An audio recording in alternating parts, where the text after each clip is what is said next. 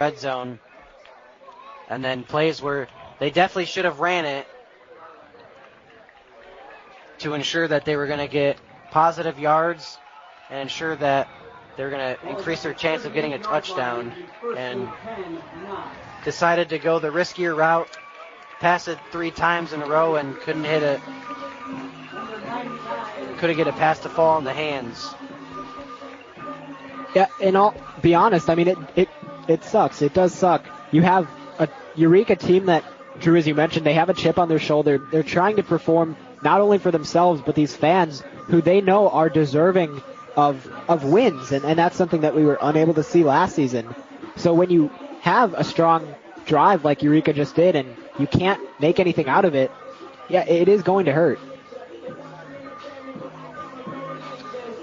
But for now, the Knox offense returns on the field. 55 seconds left to go here in quarter number 2. Knox leads it 10-0.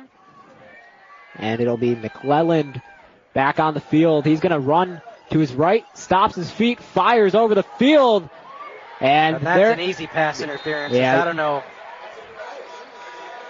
Well, I'll be honest, I'm going to clear that one up really quickly. The strong safety, Micah Gilchrist, he just had no idea where the ball was going to land, and he didn't turn his back one time. So, Drew, as you said, a very easy call for the penalty there.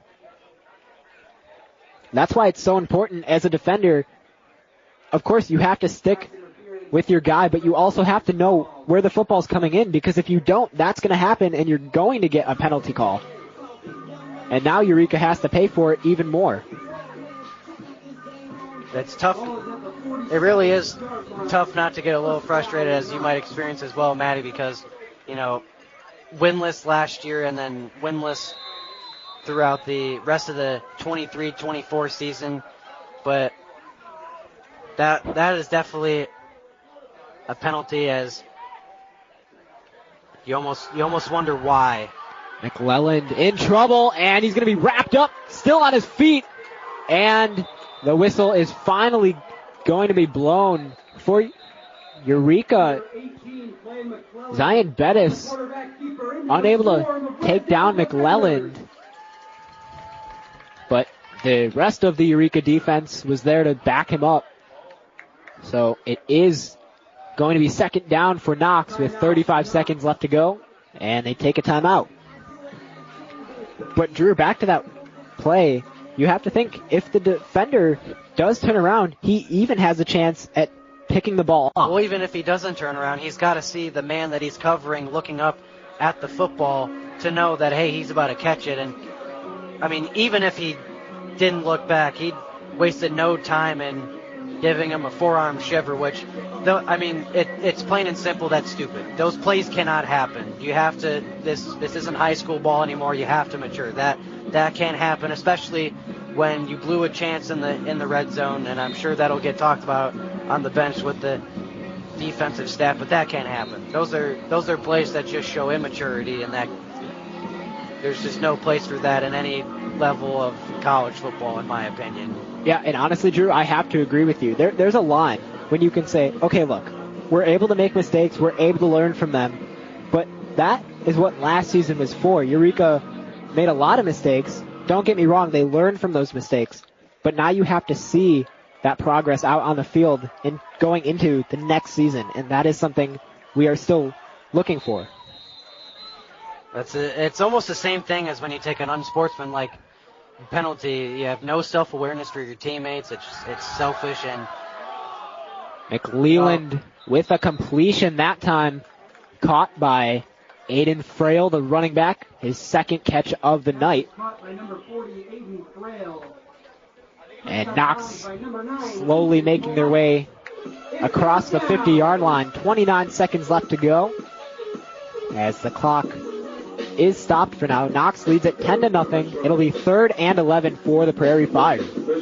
So trying to get a first down here and potentially keep possession of the football for the rest of the half.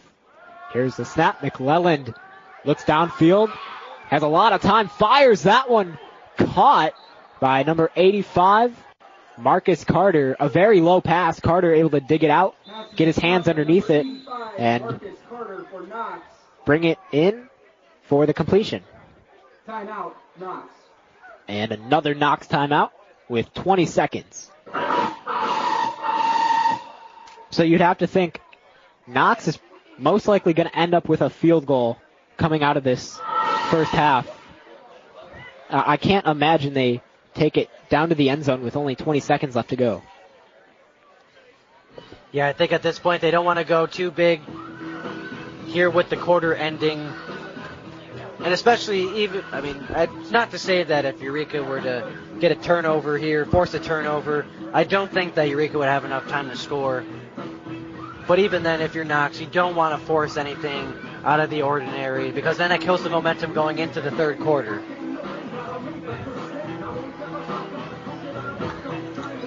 So they did put back an extra 3 seconds on the scoreboard. 23 seconds left to go in this first half. Knox up 10-0, and both sides appear to make their way back out onto the field.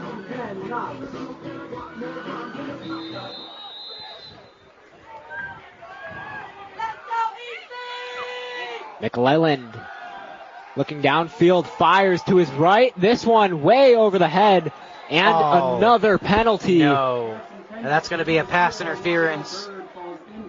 And you can tell Beverlance Bernard for Eureka threw his hands up in the air in disgust, almost as if saying, why is there a flag being thrown? And it does look like there is an injured Eureka player on the field grabbing at that left hamstring area. And he is going to limp off the field. That is Nathan Barrett coming off the field with a limp. So 17 seconds left here in this first half. After the flag, it is going to be a first down for Knox. We actually see him now laying on the floor. That's actually the defensive end, Roshan Calhoun, the sophomore from Port Arthur, Texas. It was tough to see whether that 9 was an 8 or that 8 was a 9, but nonetheless, looks like that hamstring, like you said, Maddie, is acting up a little bit. So we get ready to kick things off once more. McClelland in trouble. He's going to escape some traffic running across the 30, and he'll be pushed out of bounds. And a late flag. And I don't know about that. From the referee's perspective, you can say maybe McClelland was trying to run out of bounds, but at the same time, it didn't look like he was pushed while he was out of bounds. I believe he was still in play. Yeah, it looks like it's going to be a roughing the passer. That's really hard to tell if it was a late hit. I don't think you can necessarily say it was a late hit because it was as he was going down. And it's different when you see him hit the ground sliding and then you go into him because then that's clearly a late hit. But as he's going down, I don't think you can make that call because once you commit as a defender, it's hard not to cancel that commitment. So Eureka taking beating after beating, and they just need to get out of the first half. Only 10 seconds left to go. McClelland with the snap once more, fires downfield to an open receiver and a handoff after the catch, and that is going to be a touchdown, and that was impressive. That might be one of the most amazing touchdowns I've seen so far in Division III football. What an unbelievable play. Reese Miller, the one to take it into the end zone. It was originally caught by Mario Bird, who was able to pick up the defender's presence, and he flipped it off. And I don't think it was a tie. I think he might have stepped out of bounds.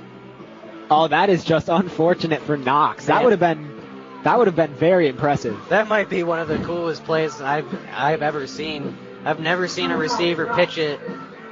It'll show up on. Have you ever seen best plays that don't count? I think I have. It'll show up on there. So it is no longer a touchdown. Knox remains on top 10-0. 5 seconds left to go. And it looks like maybe the second and 2 on the, talking about the 8-yard line. And Knox is going to go for the field goal here. Number 16, Fernando Torres, back out on the field. 5 seconds left to go. Here's the snap. Kick is up, and it is good. And that'll make it a 13-0 game. Fernando Torres is up and good. Knox 13, Eureka 0. So 1 second left on the clock.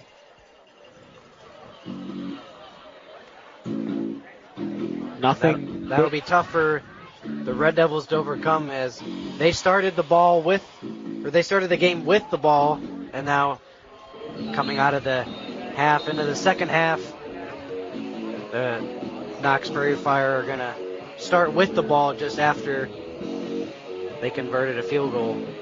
And that's why it's so important to set the standard and get some points on the board early on.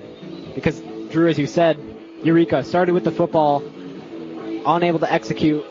Knox grabs the lead throughout the first 2 quarters, and they will start with the football going into the second half. Well, I think one of the biggest determining factors for Eureka is just mental mistakes after mental mistakes, not doing the little things right, hitting guys in the chest, underthrowing guys, overthrowing guys, not keeping your composure. I think that's at the end of the day in this first half, that's what it comes down to.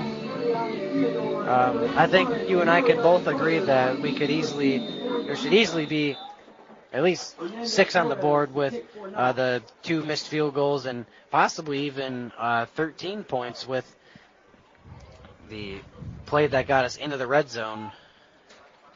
Torres with the kick, a low one at that.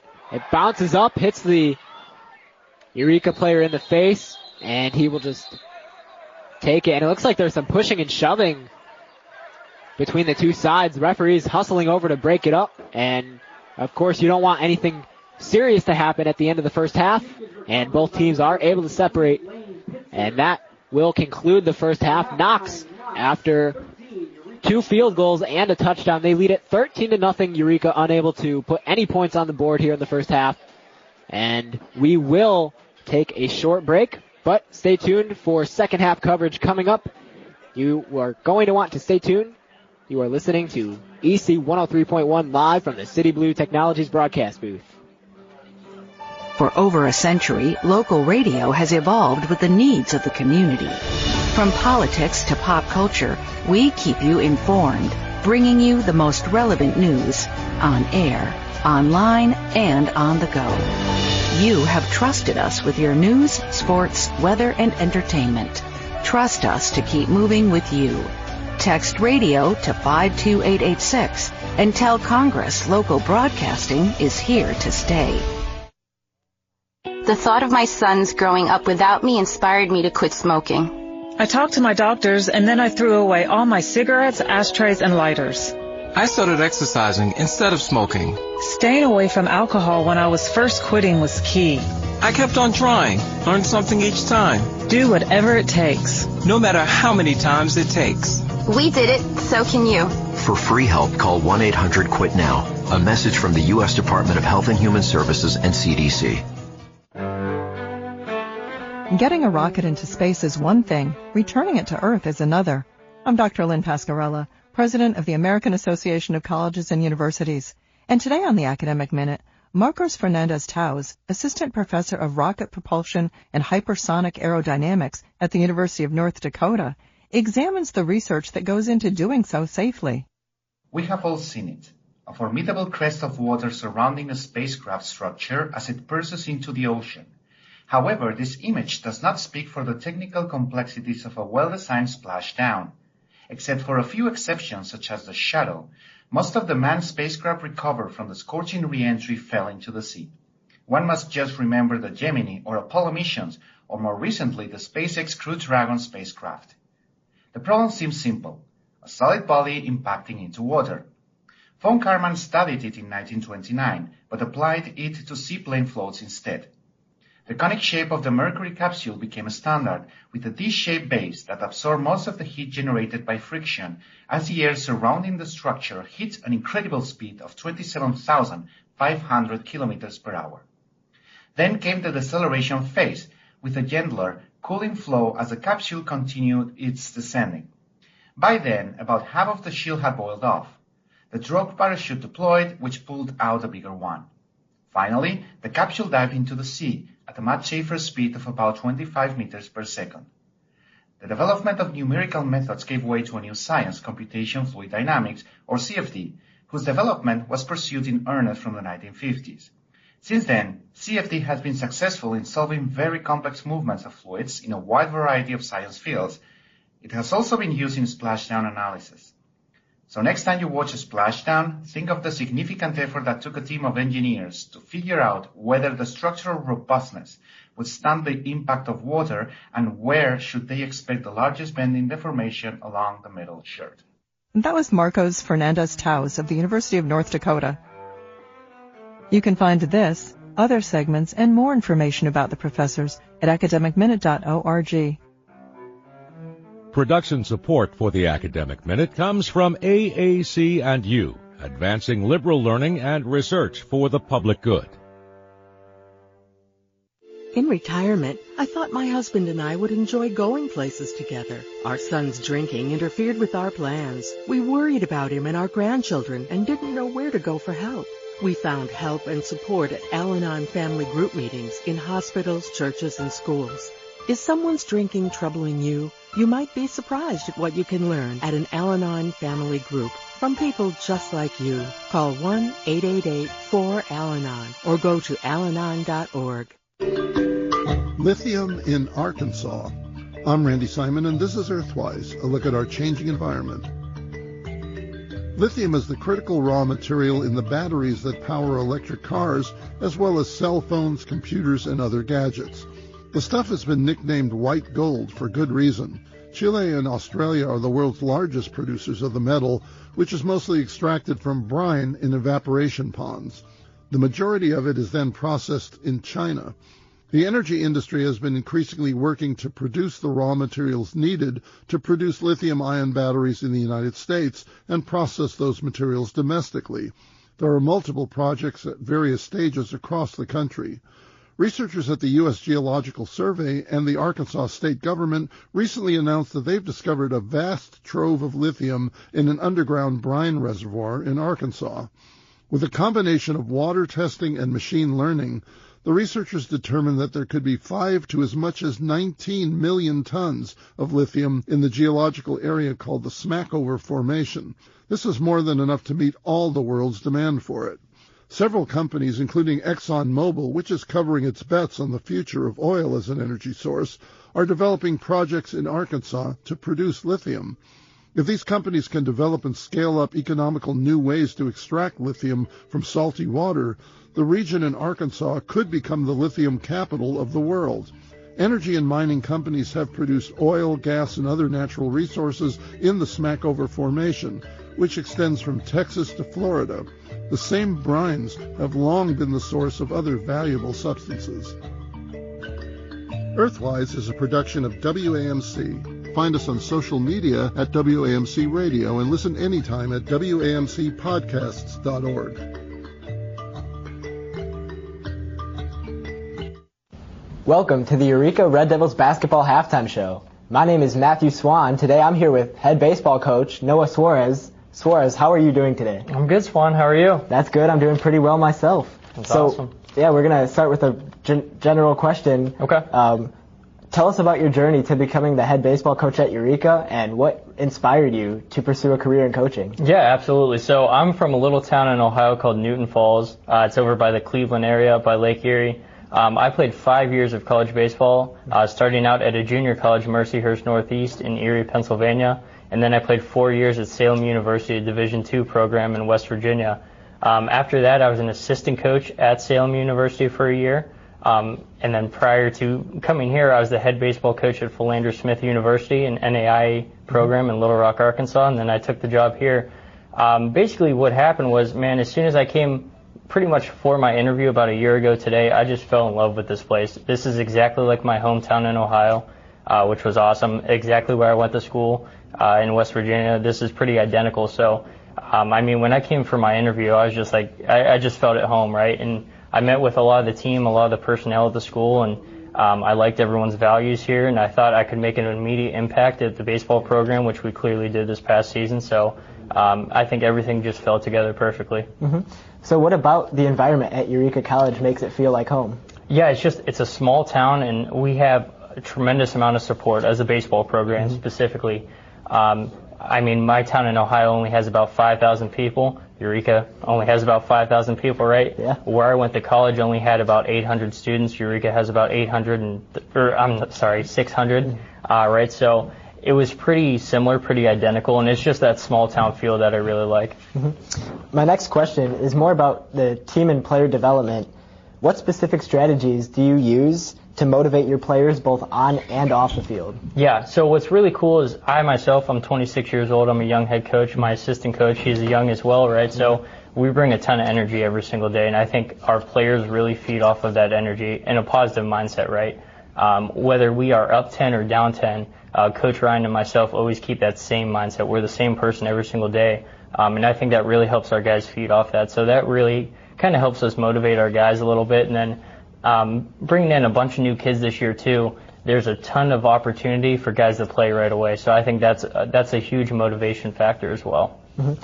My next question is more in terms of game strategy.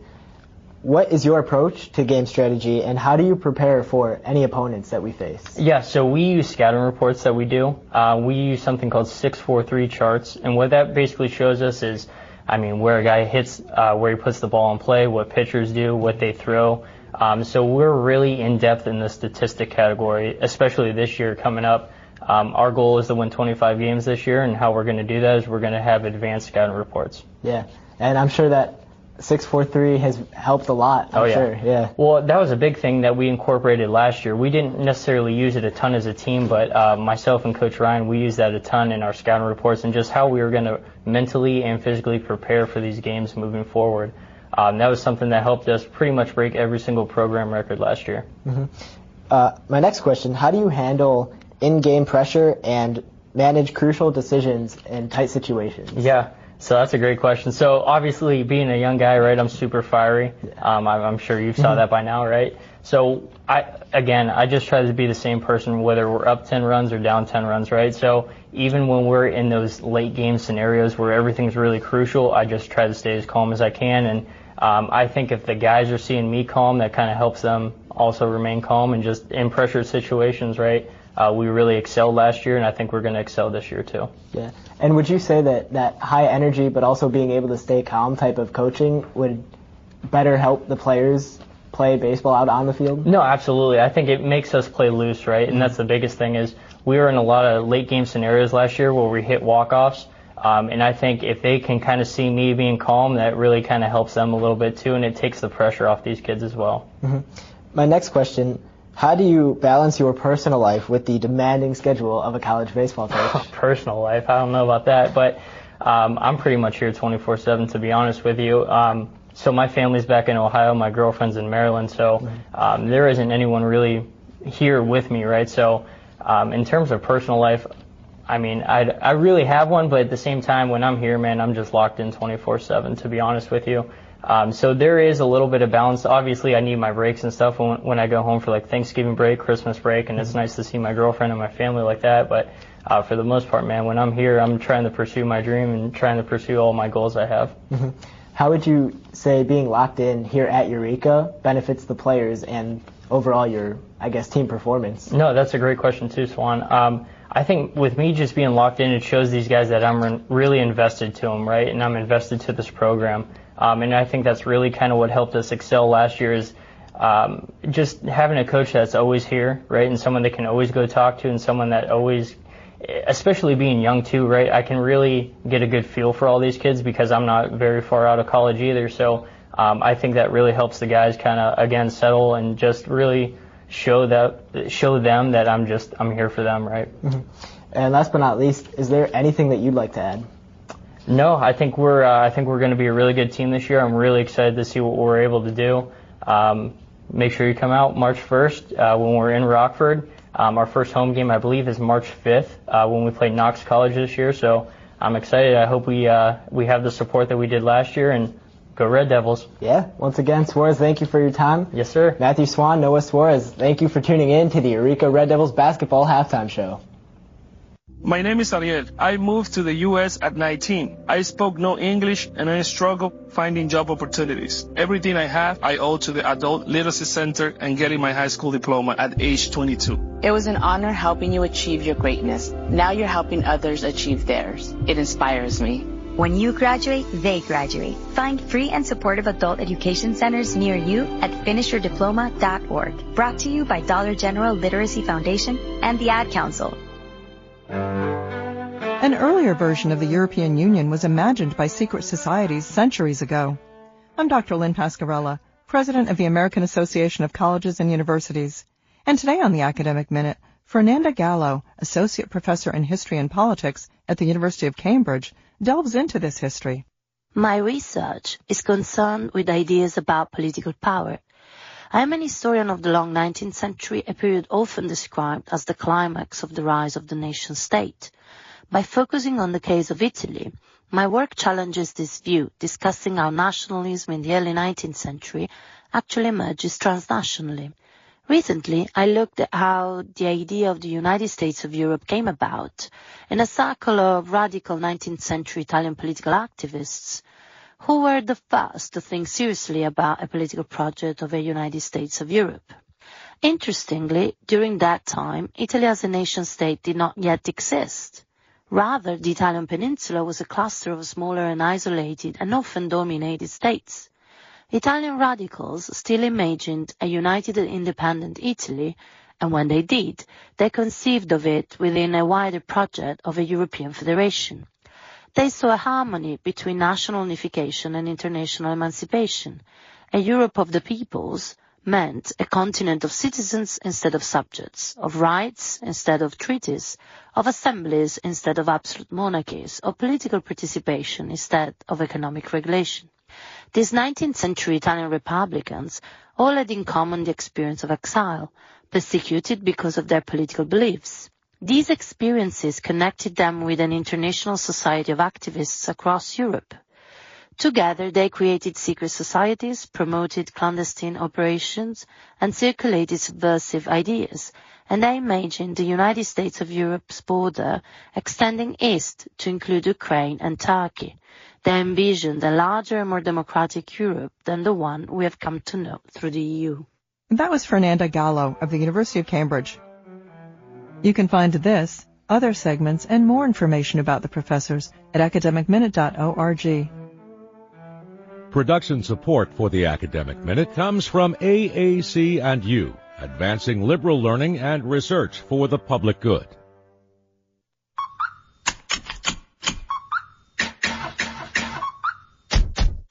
Everybody buckle up. Buckle up. Buckle up. Buckle up. Everybody buckle up. Buckle up. Buckle up.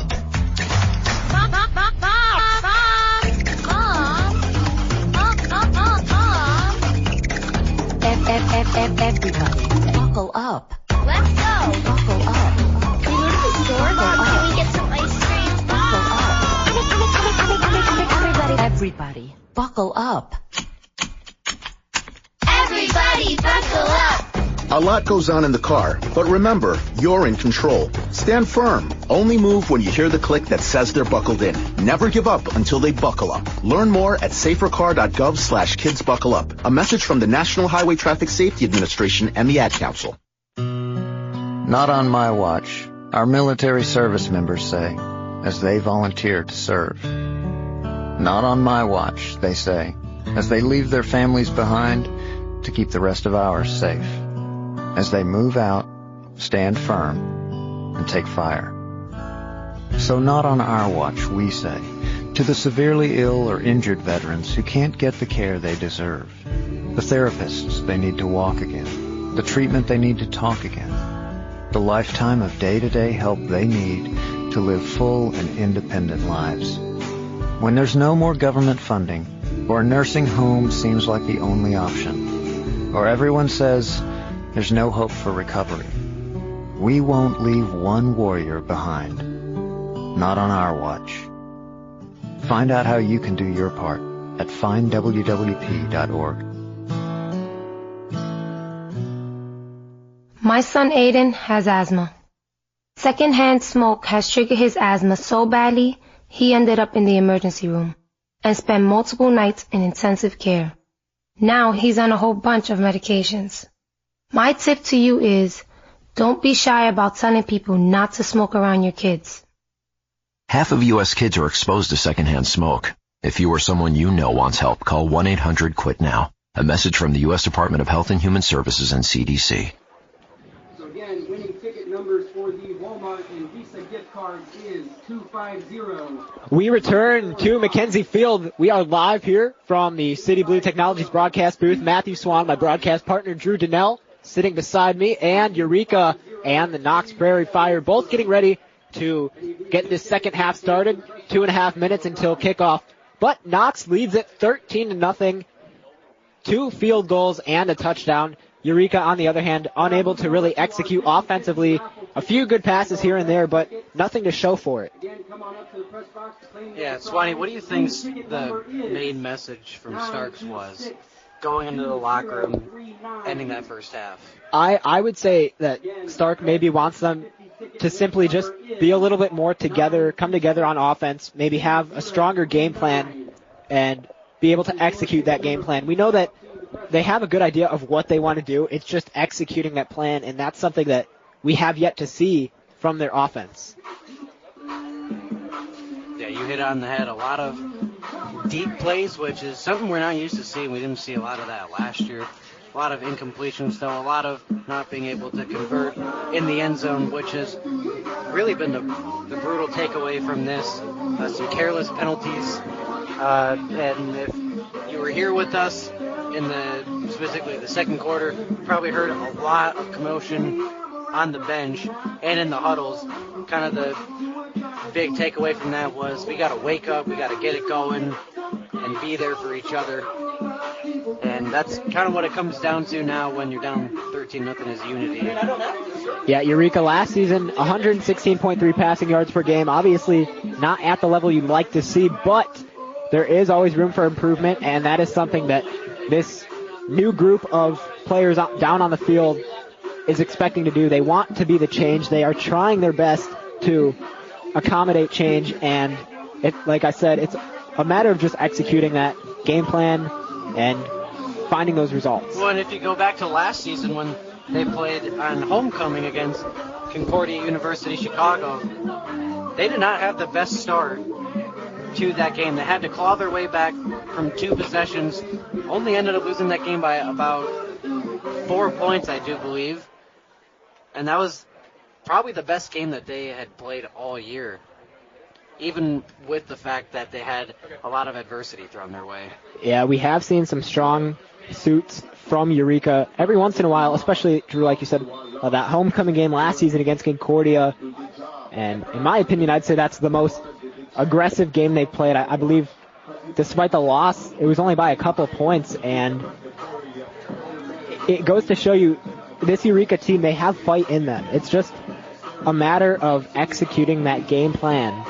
Well, that was also the one game that, in my mind, I felt was the best game all around by the offense and the defense. Right now, as we've seen today, it's mostly just defense that's keeping this game closer than what it possibly could be.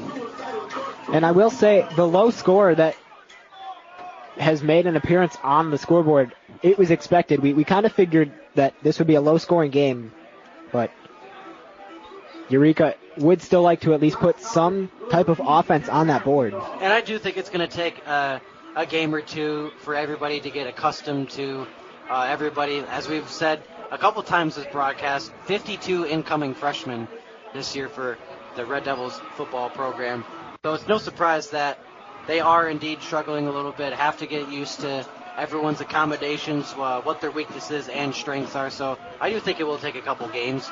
But even then, with the new group that's out here, I don't think this is the absolute worst game that we've seen. I mean, you look at how the game opened up, an unbelievable return on the kickoff. Unfortunately, weren't able to get a touchdown or 3 points on that. But there's definitely a lot of positives to be taken away from that first half. Both teams back out on the field, and I mean, we've mentioned it earlier in our broadcast. Knox is a very beatable team. They only went 3-7 overall last season, 2-7 in the Midwestern Conference. And Knox is also one of those greedy teams, a team that, they're not going to put a lot of points on the board, and they're not going to be, at the top of the standings every year, but they will give you a challenge. They will almost want to make you pull your hair out because they are going to, keep clawing and itching away.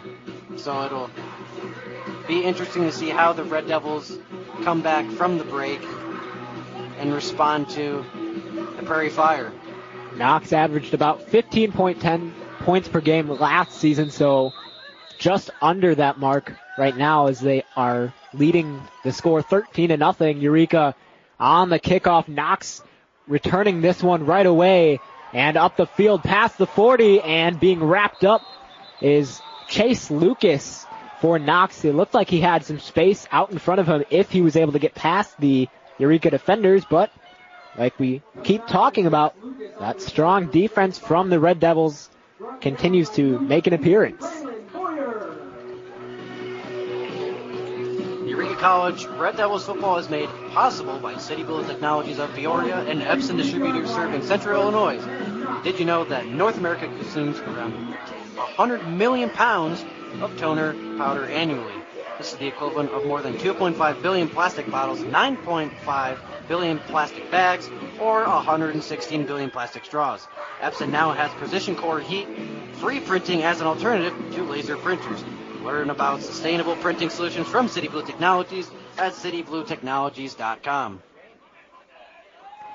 Well, Knox will start with the football to begin this third quarter. Once again, we see McClelland in that quarterback position with a handoff. There is a penalty on the field, and it is going to be a short gain of about a couple yards for the Prairie Fire.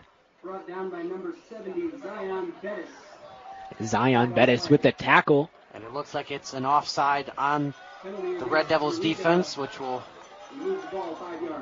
move the Prairie Fire 5 yards closer into Red Devils territory.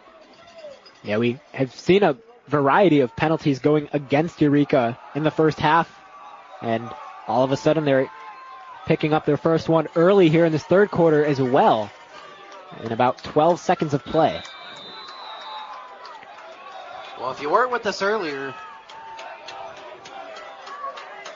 we saw two quarterbacks for Knox make an appearance as Clay McKellen came out of the game with an injury, and that looks like it might be a false start on the Prairie Fire. But as I was saying before, we saw Clay McKellen, sophomore from Charleston, Indiana, who originally started this game, came out as Ethan Paula absolutely laid him out with the sack.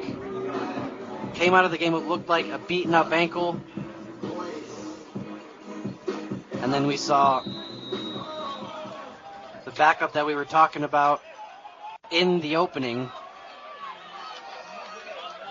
Knox gets lined back up here. It'll be 1st and 10. Ball on the 43-yard line for the Prairie Fire. McLeland here on the snap. He's going to flip it into the hands of the wide receiver, who takes it right near the sideline, and finally he is going to be laid down. That was once again, I don't think he got the first down. Looked like he was maybe 2 yards short. Chase Lucas, the running back, excuse me. Now, Drew, I have a question for you. Would you, given the opportunity, ever play football? It's a very tough question, Maddie. I mean, I've seen you throw. You have a strong arm. You could, I'm just saying.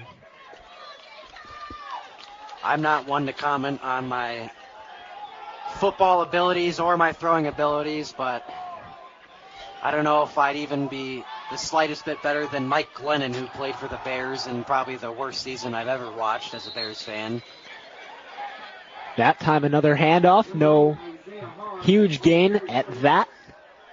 We've seen a lot of these short gains between both sides here in the first half, and it's starting to make its way into the second half as well. Now, when we do get the opportunity, we do talk about City Blue Technologies and how, you know, they're awesome. They've been, you know, partnered with us for a while now. But got to give a shout out to one of my favorite restaurants in Peoria, Weaver's Bar and Grill. I go, if you're in the, you know, Central Illinois area. Another handoff. Excuse me, not handoff, but quarterback run up the middle. McClelland, I believe he's just short of a first down. No, but as I was saying before, if you're ever visiting out of town or you're a resident in the Peoria or Central Illinois area, you know, Washington, Eureka, Metamora, you got to go try Weaver's. I go there a lot with 3 of my other buddies who also play baseball with me, as that looks like it's going to be a first down, but I go there all the time. I go there. You probably know them too. I go there with Fitzy, Connor Fitzpatrick, Freshman of the Year winner last year, first time that's happened in Red Devils history. Go there with good old curb stomp at Weaver's. Go there with Jake Steele. Amazing. Food is great there. If you ever go there, Maddie, I recommend the All-American. But yeah, I go there a lot, and if you're ever looking for something new to try, I'd go to Weaver's. They're awesome. There's another handoff up the middle to Hawes, who once again, for the second possession in a row, gets a hand on it and takes it for a gain. Well, Drew, I have to agree with you. A lot of great places in Peoria that I probably don't even know of yet. Oh, for sure. I mean, even if you just live in Eureka, Uncle Bob's is a great ice cream place, just a great place to stop, you know, in the evening if you ever want some ice cream. Another handoff up the middle. This time, nothing to show for it, so it'll be second down as we approach the 11-minute mark here in the third quarter. Knox still up 13-0. And right now it looks like the Prairie Fire are just, despite, I mean, there's still a lot of time left in the game, don't get me wrong, but maybe just trying to take some time off the clock. Well, they have a 13-zip lead. Yeah, I don't think they want to mess up their rhythm and their momentum. They got a good thing going right now. They had a couple penalties go their way, and you know, there's really no reason to rush anything now. When you're up 13, you know, if you take a field goal, you take a field goal. It's just more points to put on the board. Here's another handoff up the middle. Excuse me, that was another quarterback run. McClelland continuing to use the fake handoff and take it himself. So a lot of running to start this third quarter for Knox, and you'd have to imagine that Eureka, when they do get the ball back, they're going to do just the opposite, and you'd like to see them pass a little bit more. Their run game in the first half hasn't been extremely strong, and it shows. Now, the one thing that Prairie Fire have been very good at is they've had a couple plays for sure where Colt Gino gets wrapped up and taken down.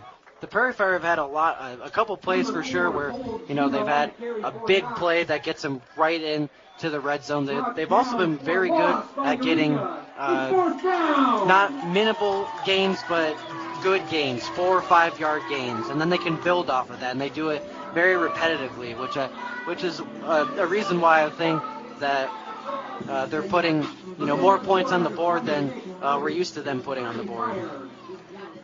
9 minutes, 15 seconds left to play in quarter number 3 as Knox gets ready for the field goal. Fernando Torres lines himself up. The snap kick is up. That one, no good. Hits off, looks like the bottom of the goalpost. That hit the upright. And the score remains 13-0, so Eureka finally catching a break in this game. And with 9 minutes left to play in quarter number 3, they will get the football back, and they hope to score their first points of the 2025 season. You know, Swanee, it's actually funny the way how that hit the upright, and You know, as a Bears fan, it almost reminds me of Cody Parkey. I don't know if you remember that name or not, against the Eagles in the wild card in the playoffs. Bears looked like they were going to win a playoff game for the first time since the Jay Cutler era, but Parkey did the same thing at the end of the game, hit the upright just like we saw at the Prairie Fire. Times I wish I could forget. Warren throws right and gets the completion to wide receiver Antarion Theodore. Unfortunately, no huge gain. That's what happens with those slant passes. You expect for your receiver to make the catch and take it up the field. Unfortunately, Theodore only able to complete one of those 2 steps. And it's actually going to be a loss of a yard, so 8.5 minutes left to play here in this third quarter. 2nd and 11, Warren waiting for the snap. Looking downfield, pressure coming. He escapes traffic. Now he's going to fire downfield, and this one is going to nearly be picked off by Jalen Brown, the defensive back for the Prairie Fire sophomore out of Chicago, Illinois. Graduated high school at Lindblom Math and Science Academy. Despite the incompletion, those are the shots you want to see quarterback Darius Warren take more often. Yeah, we mentioned this before with Caden Frazier last year. Granted, he did have some nagging injuries that got in the way, but we didn't see that a lot from him. We saw a lot of short passes, not those, gutsy, risky passes that we're seeing right now from Darius Warren. Early 3rd and 11, Warren looking to pass once more. He's going to throw it a few yards up the field, finding some room, and that is good enough for a first down, number 35 for Eureka. By number 35, Ronnie Sanders. And that's probably the most calm and collected I've seen Darius Warren so far. He was in a little bit of trouble, made a shovel pass, and it was good enough for about a 13-yard gain for the Red Devils. So let's see if they have something cooking here. Consistency is key. Eureka starting to find some momentum, and they have a lot of time. There's a handoff from Warren, taking it left, running past the 50-yard line. Huge gain, and finally being brought down. Huge play for Eureka. That was number 23. And Eureka's taking it a little bit slow to get to the line. I almost think that you should kind of rush Knox a little bit because they have been very mellow in terms of getting to the line of scrimmage and calling the next play. I think if you're Starks and the Red Devils, you almost want to, even though there's 7 minutes left in the third quarter, almost want to get him out of their, Knox out of their feel. Little Stephen Lloyd on the carry. That last drive here, a play fake. There's a completion, and once again, Lloyd this time being wrapped up. Not as impressive as his last drive, but it'll look good in the stat book for Darius Warren with the completion.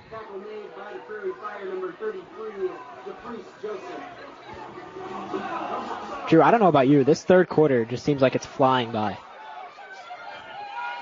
Yeah, it seems like it just started, but we've seen a lot of complete passes by both teams, which will definitely keep the clock running. Warren looking to pass. There once again to Lloyd, who drops it. And maybe some miscommunication. I'm not sure Lloyd was completely aware of the fact that the ball was going to be thrown to him. Yeah, it was tough. It looked like he might have gotten crossed up a little bit. He initially did catch it, but when he tried to corral it, took a couple steps and wasn't able to keep it in possession. So it'll be 3rd and 10 on the Knox Prairie Fire 39-yard line. Warren, going deep pass, left side. And catch is made, and it'll be way good for a first down. By number 11. That was Will Watkins, the sophomore from Flint, Michigan. From the 4-yard line. Huge catch there for Eureka, and for the second time tonight, they find themselves within the red zone. And, of course, this time they plan to execute and make something out of it. Huge play by the Red Devils as Will Watkins who usually plays linebacker, will sometimes go in for a couple snaps at the wide receiver position, makes a great catch. There's a handoff up the middle, trying to find some space and unable to do so for Eureka. Number 35, Sanders, and Eureka with the right idea, trying to run the football into the end zone as they stand on the 4-yard line in Knox territory. 5 minutes left to go in this third quarter. Eureka looking for their first points, maybe even their first touchdown of the season. If you are just joining us, we welcome you into the City Blue Technologies broadcast booth. I'm Matthew Swan, Drew Donnell, my broadcast partner, and Warren getting ready for the snap. Once again, a handoff up the middle, pushing through, and it'll be a Eureka Red Devils touchdown. And it's Jay Crowder, who we said was the main staple last year and continues to ball out this year. Eureka, their first touchdown of the season. Drew, as you said, Jaden Crowder, the running back, heading into his sophomore year out of Springfield, Illinois. And just like that, it is now a one-possession ball game. And, of course, you'd like to think Eureka will convert here on the extra point, something that they have struggled with over the last season. I don't think it's because Warren's still out there, and now he's coming off, and now it's going to be a delay of game. And Eureka does call a timeout. But Warren was not coming off the field, and I wonder if they want to try and go for a 2-point conversion. With the way that Eureka has been handling the field goals and extra points, I would feel a lot better if they decided to go for a 2-point conversion here.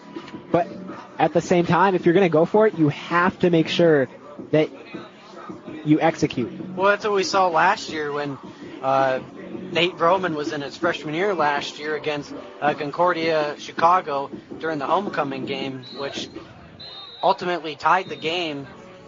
We saw a little bit of miscommunication then because we didn't know if they were going to bring the field goal unit out there, if we were going to stay out there, but he ended up catching and converting on the 2-point conversion.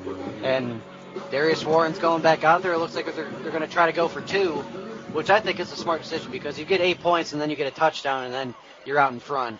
Keep in mind, even if Eureka does not get the 2 points here, it's still a one-possession game. Knox only has 13 points.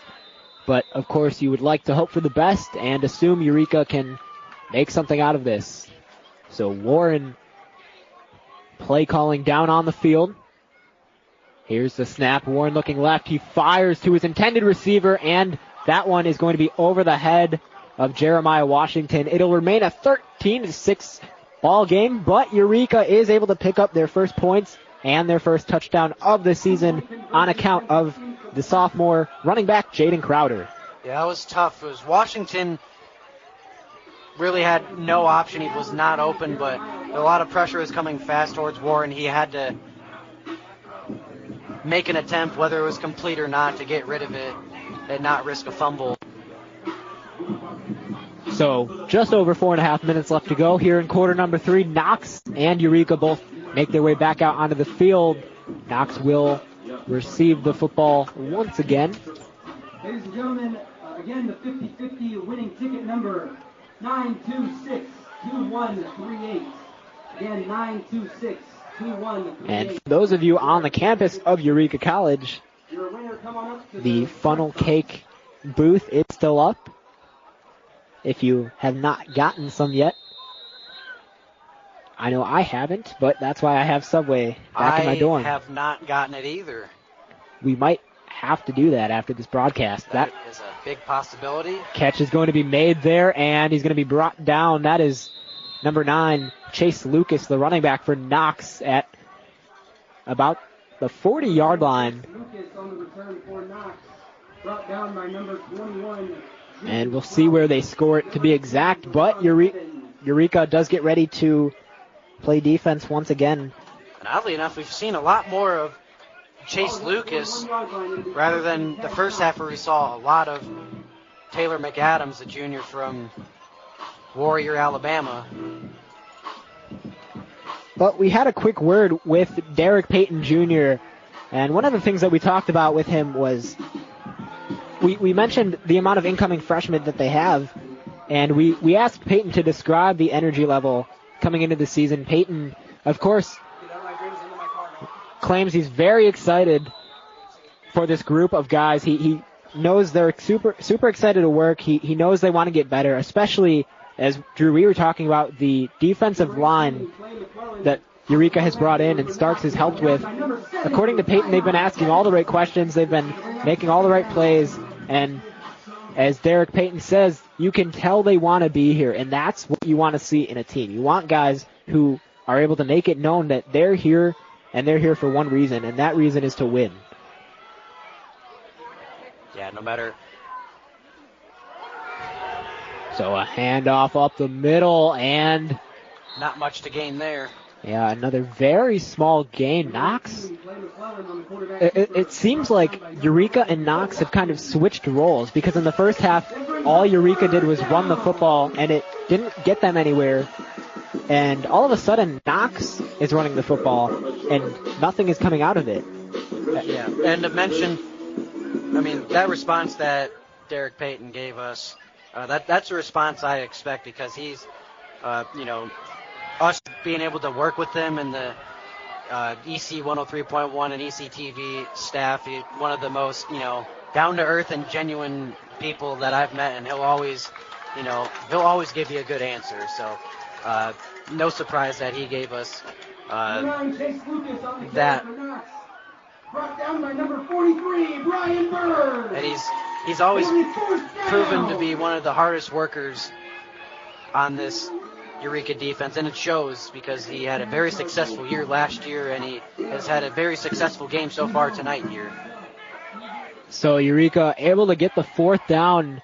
Knox is going to kick this one away, and for Eureka in the backfield, the intended receiver is going to let that one bounce, and Knox is going to pick this one up right past the 25-yard line. That is where Eureka will start with the football. And Drew, all of a sudden, now that Eureka has possession, a touchdown ties the game.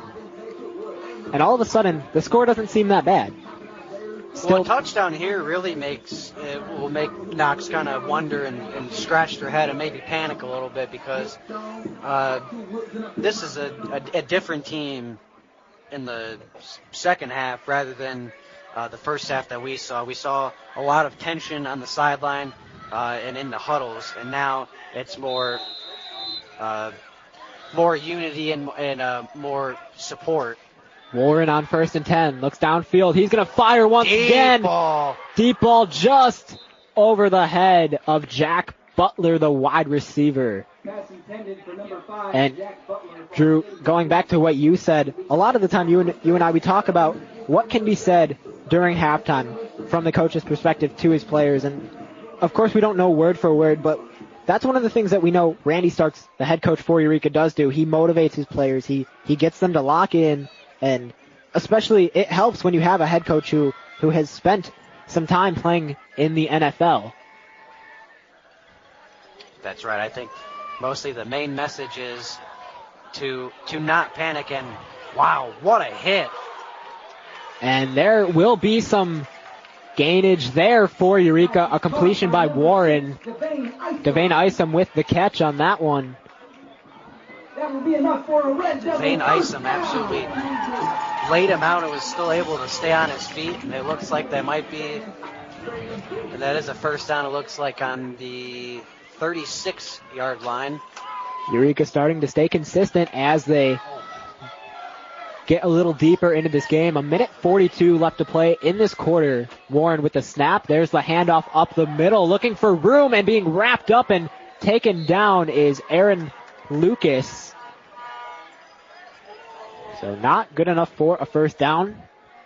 But it's the type of yardage gain that we want to see, that we talked about earlier. A solid 4-yard gain. And then if you get another 4 yards, all you need is 2 yards left. That's what I believe the emphasis for this offense should be. Don't try to go big too early. You want to try and get solid yardages. You almost want to do it in steps. You don't want to try and solve the puzzle in one piece. You want to take it step by step. Warren downfield again, fires. That one caught by Lucas, and now it comes out. He bobbled the ball a little bit, and on the way down to the ground. There is a pass interference, actually. So maybe Eureka does come up with something in the midst of all that. Maybe it might have been offensive pass interference. I can't really tell, but I didn't see a flag, but it sounded like from our PA guy that it might have been a pass interference. Now it doesn't look like it was one. And how important it is for both sides. The winning team of each game does receive the traveling trophy of Abraham Lincoln, donated by former Illinois Governor Jim Edgar.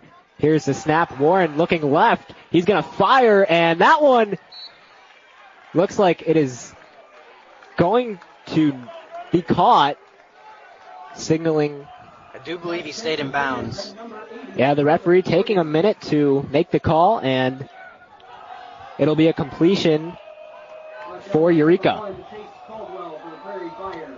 One thing I'd like to see is I'd like for them to start passing more on second down. They have a tendency of running the ball on first and second down and not being able to gain a lot of yards, and then they start passing it too late. Warren in trouble. He's going to try to escape out of this to his left, and he's going to be taken down by a couple of Knox defenders, and that is going to be a fourth down.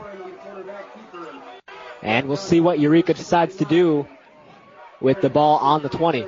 Looks like they're going to bring out the field goal unit.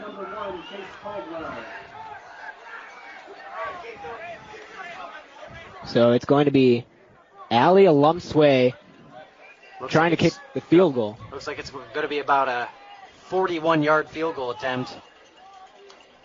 Eureka not extremely successful last season, and that one is going to be blocked and picked up by Knox, and quickly being brought down, Jay Edgison. So nothing too serious out of that one. We got a Red Devil down on the field. Yeah, already it looks like we have an injured player. And the trainer's quickly out on the field. As of right now, we are unable to tell which player that is, but we will keep you updated on that player. As you can see, the Red Devils all taking a knee on the sideline. But what a huge play by Knox to prevent Eureka from getting started early. I mean, we talked about it. Eureka not very successful with field goals or extra points last season. And keep in mind, they like to run the ball. They're a running team, but maybe trying to switch things up here. And it looks like for Eureka, that was number 99 down on the field, Ali Alumsway, the kicker. So after the blocked field goal, he gets a little shaken up and will be helped off the field. But Knox now getting ready for their first offensive possession of the season. It's going to be quarterback number 18, Clay McLeland. This is going to be a test after we got a flag on the field. McLeland, a very core part of this Prairie Fire team. He ran the show last season after standing out in a pair of starts. Keep in mind, he had multiple chances coming off the bench. And that flag did go against the Prairie Fire, so they'll have to move back farther into their own territory. And, you know, it's expected. I mean, both teams coming in with a lot of nerves. They want to make a good impression, set the standard for their season, so they might be a little jumpy. And it looks like both sides are doing just that. Here's the handoff up the middle, and Eureka's defense all over that one.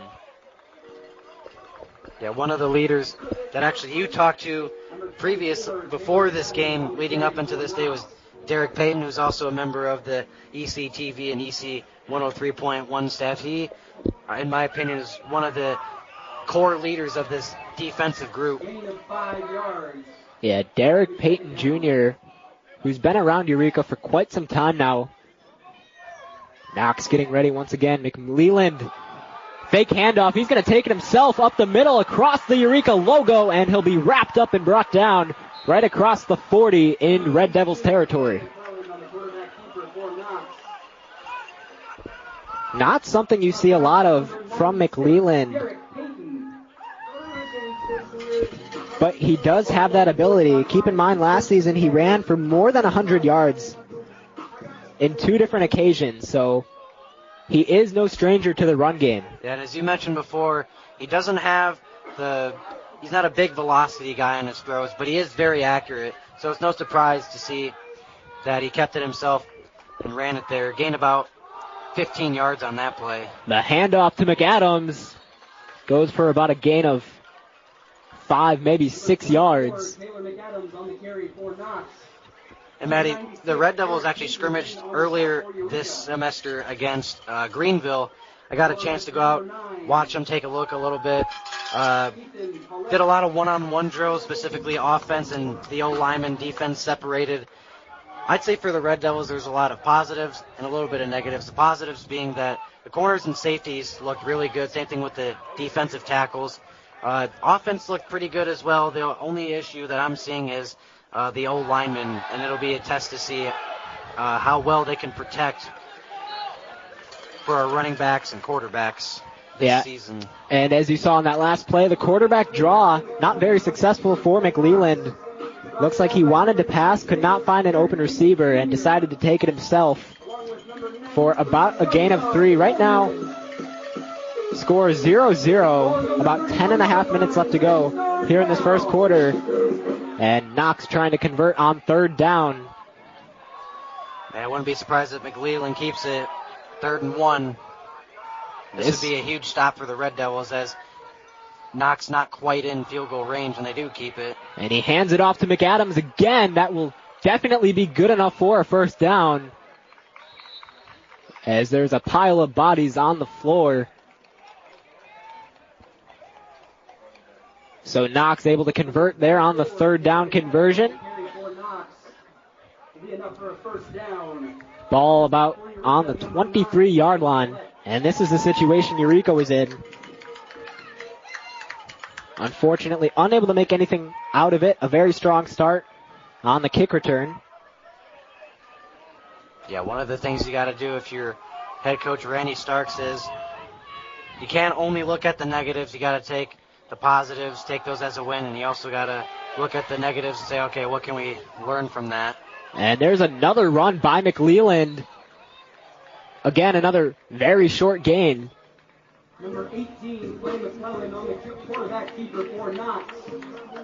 We talk so much about how the run game is crucial for Eureka, and that's a majority of what they do, but keep in mind Knox can do that just as good. They have 4 running backs who are all very consistent, very strong work ethic. Taylor McAdams leading the group, who averaged 5.4 yards per carry and 63.1 yards per game, scoring 6 touchdowns last season. And we can imagine he's going to play a huge part in this game. Yeah, that's what separates the good teams from the great teams, is when you can have that many guys at one position that can be equally consistent. McLelland again. And right now it looks like Knox just trying to keep the ball with their starting QB. Number 18, Clay McClellan on the quarterback keeper. Has its pros and cons for sure. I wouldn't be surprised if they hand the ball off so that way McClellan doesn't fumble it. Don't want to fumble it in the red zone and have it turned over on possessions. So then that'll just give the Red Devils the momentum that they lost right back. So on 1st and 9, here's the snap. McClelland with the handoff, running up the middle and being brought down very quickly. Again, we talked about how strong this Eureka defense is supposed to be going into this season, and they are already being put to the test early on. Minimal gain to bring up 2nd down. That time it was Aiden Frail, the junior running back for Knox. Both sides once again lined up, waiting for the snap. McClelland, a quarterback toss to his left, and this one is going to be a touchdown for Knox. Give it to number 40, number 40 for Knox. Aiden Frail back-to-back possessions for the running back. And there is a penalty actually called on Knox, so they're going to get that touchdown stripped away. Still going to be second down. I believe it's going to be 2nd and 8. Yeah, and how many times did we see this last season when a team produces a very great play and all of a sudden it's taken away because of a penalty? We saw it. That's a good point, Matty. We saw that a lot. Unfortunately, with the Red Devils, we saw it with our side. We'd have a strong run. Excuse me, that was 2nd and 18. But we would have a strong 20-yard run, and then offside false start, face mask holding, you name it, and it would just kill the momentum. But so far, we've only had one false start called against us. Play action, McClelland in trouble, and he's going to be brought down for the sack. So linebacker Ethan Paulett with the sack on McClelland, and he's a little shaken up. Yeah, he is down on the ground. And we are already seeing our second injury of the game, first for Knox tonight. And this is not a good sign for the Prairie Fire.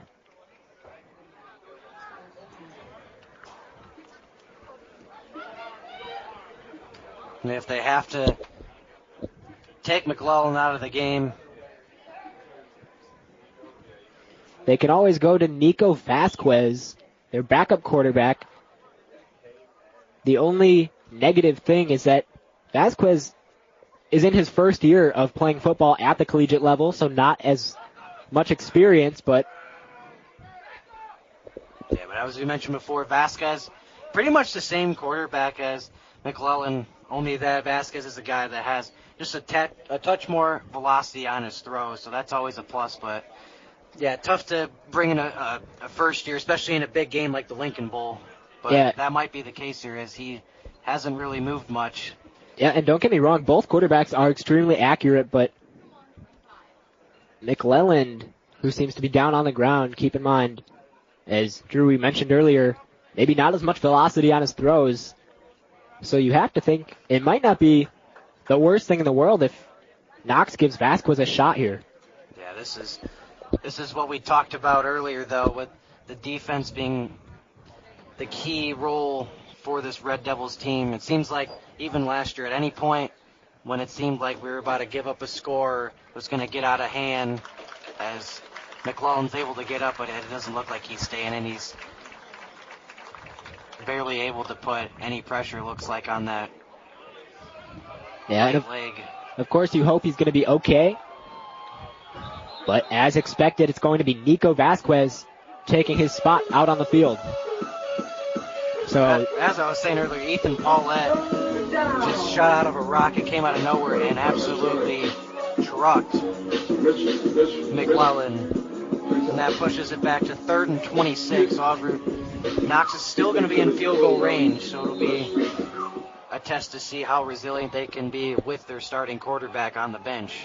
Score remains at 0 for both sides. 7 minutes left to go in the first quarter. Here's the snap. Vasquez running to his right. He's going to take it himself, pointing, and he's just going to take the hit and be brought out of bounds. I thought maybe he was going to run it out, but he decided to take the hit, stay with it. So the field goal unit now comes on for the Prairie Fire, as Brent Potts had the tackle on the last play on Vasquez. And you have to think Eureka maybe wanting to block the field goal the same way Knox did to them early on in this game. Well, and you also have to think that, Knox was in the red zone. They had a flag called against them for a false start. So even if they make a field goal, this has to be a win for the Red Devils. This could have been a lot worse. Here's the kick. That one aligns up the middle, and it is good for 3 points. Knox on top. Number 10, Reese Miller. That was Reese Miller for Knox. Senior standing at 5'10", 175. And just like that, Knox able to get the first points on the board and also their first points of the season. And we'll see how the Red Devils respond. I think the offense coming in on this possession has to have some life to them after that huge stop by Ethan Paula, big tackle by Brent Potts, only giving up 3 points. Yeah, and you have to think this one's going to be another low-scoring game. Every time Knox and Eureka play each other, we've talked about it before, but not a lot of passing. You can expect the run game to make an appearance for the majority of the game, and Eureka trying to take back the lead, or at least tie it up here. Once again, for Knox, it's going to be Reese Miller to kick it off. In the backfield, Devane Isom, who remember had that great run to start things off. And he's going to take this one once again, running up the field to his left, looking for space. And this time, he is going to be taken down. So Knox telling him, you might be able to get us once, but they are starting to catch on to his game. Yeah, he got hit a ton. It looked like his wristband flew off and he got absolutely shelled. So Eureka will start with the football on the 28 in their own territory.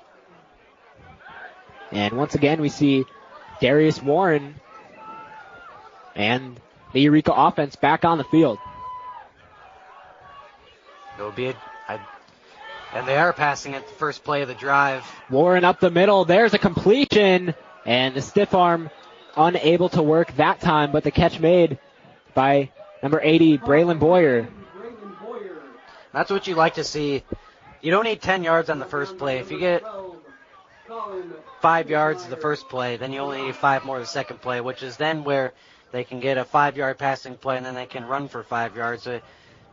And they've proven to be very dominant, like we've said 1,000 times, a very dominant running team, whether it is scrambling with the quarterback or handing it off to the running back. With the handoff, looking for room, and again, a very short gain. Thrown, though. Aaron Locus on the carry. Looks like it might be going against the Red Devils. Yeah, and this is something that we can relate to last season too, Eureka. A lot of penalties and something they just have to be a little bit more cautious about. But in the end, it really comes to bite you, especially in a low-scoring game against a team that you are capable of beating. Yeah, it's going to be 2nd and 15 as there was a holding penalty called on the Red Devils. And that'll back them up to about 15-yard line. Knox with the lead 3-0. 5 minutes, 15 seconds left to go here in quarter number 1. As Eureka's offensive line once again gets set. Lauren waiting for the snap. Looking downfield, fires. That one caught, and I'm a little impressed there by Jeremiah Washington, who had to lean over to his left a little bit just to make the grab. A great play. It looked like it was just a simple slant route over the middle. Warren found his man easily. And a huge gain there as it's 3rd and 5. I think to ensure that you do get a first down, you don't have to punt it again. Looking to pick up the first down. Warren once again downfield fires. That one nearly picked off. Instead, it'll be incomplete all over that one. Jalen Brown just unable to come up with the catch. So Eureka does get 4th down, and you have to wonder if they're going to go for it. And it looks like they will. Gotta like the aggressiveness, though. Last year, and it looks like they're bringing the punt team on. So it looks like there's a bit of miscommunication, and they got to get out there in a hurry because they're going to get a delay a game. A last-minute decision made there by Eureka, trying to hurry up. Looking to get the kick, and the referee will blow his whistle for a penalty.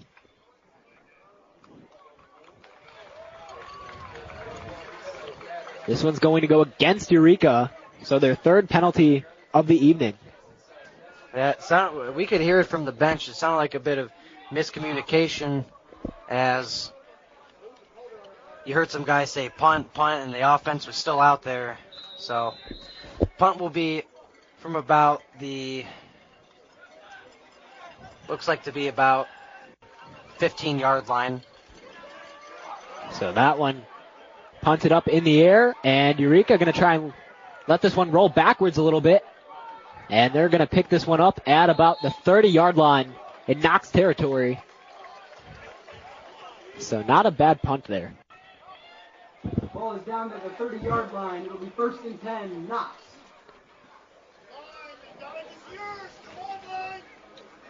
Knox still up 3-0. A little over 4 minutes left to go here in this first quarter. And the Knox offense comes out on the field. So once again, we see Vasquez return on the field for the Prairie Fire. McClelland got injured a little while ago, and he's still on the sideline. So we will keep you updated with that and how he progresses. There's a handoff up the middle, and looks like maybe he gained about 4 or 5 there. Taylor McAdams looked like he tripped over one of his own teammates. So a 5-yard gain for McAdams on that one.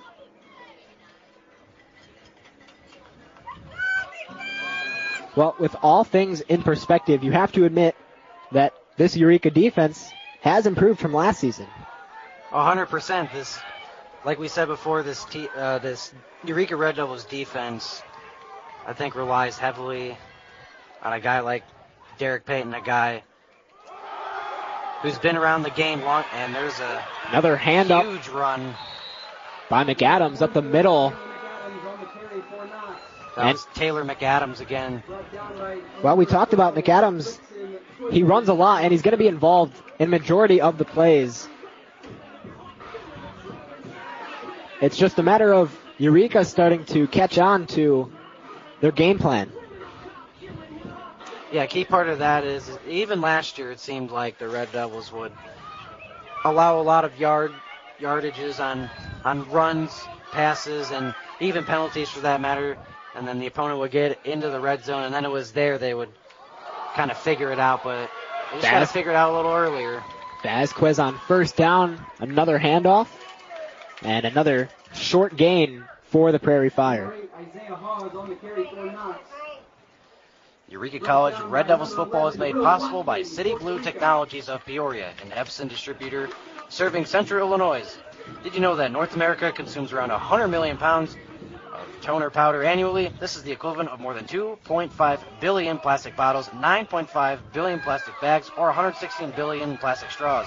Epson now has a precision core heat-free printing as an alternative to laser printers. Learn about sustainable printing solutions from City Blue Technologies at citybluetechnologies.com. And there is a big takedown from Eureka's very own Derek Payton Jr., one of our good buddies who works on the ECTV station with us. Vasquez tried to hand it off there for yet another run, but Payton all over that one. Very high IQ play. Derek actually has his own sports talk show with our good buddy, as you know, Matty Elson Lacey, EC Sports Talk, on Saturdays in the afternoon. So on 3rd and 8, Knox waiting for the snap. Big play for the Eureka defense. Vasquez to his right. He's in trouble. Going to try to run for a first down, and he'll be forced onto the ground. Once again, Derek Payton Jr. all over that one, and that will not be good enough for a first down. So Eureka getting ready to receive the football for their third possession of this game. And Matty, we talked so much about, the leaders of this team, the returning guys that we know of from last year, but it will be interesting to see which freshmen on this team decide to step up and be those guys, because, from my experience of playing, hockey, baseball, basketball, no spot is ever guaranteed, so it'll be interesting to see how eager these freshmen are to take that spot from the next man above them.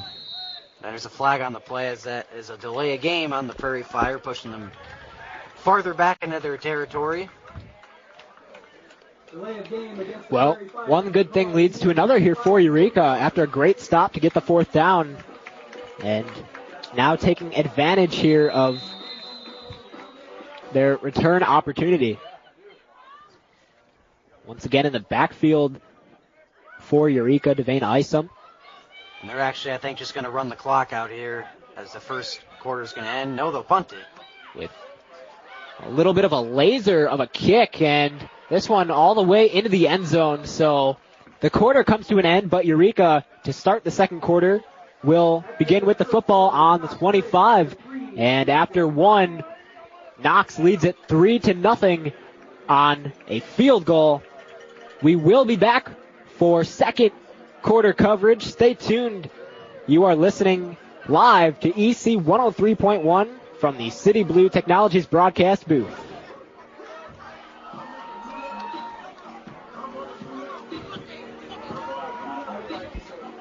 Decent quarter. Not bad. So Malone probably won't get back to Pritchard.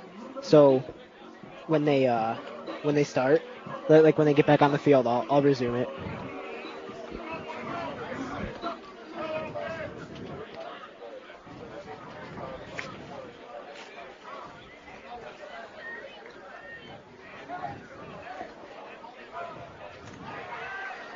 Here, Maddie. We return here for the start of the second quarter. My name is Matthew Swan, Drew Donnell beside me. And Eureka starting with the football in their own territory on the 20-yard line. Warren with a fake handoff. He's going to take it himself, push through a few defenders, but no real gain out of that one. Warren on the quarterback keeper for Eureka. Brought down by number 33, DeFreeze Joseph for Knox.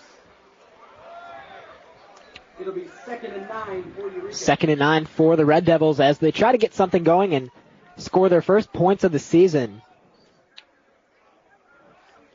Eureka last season,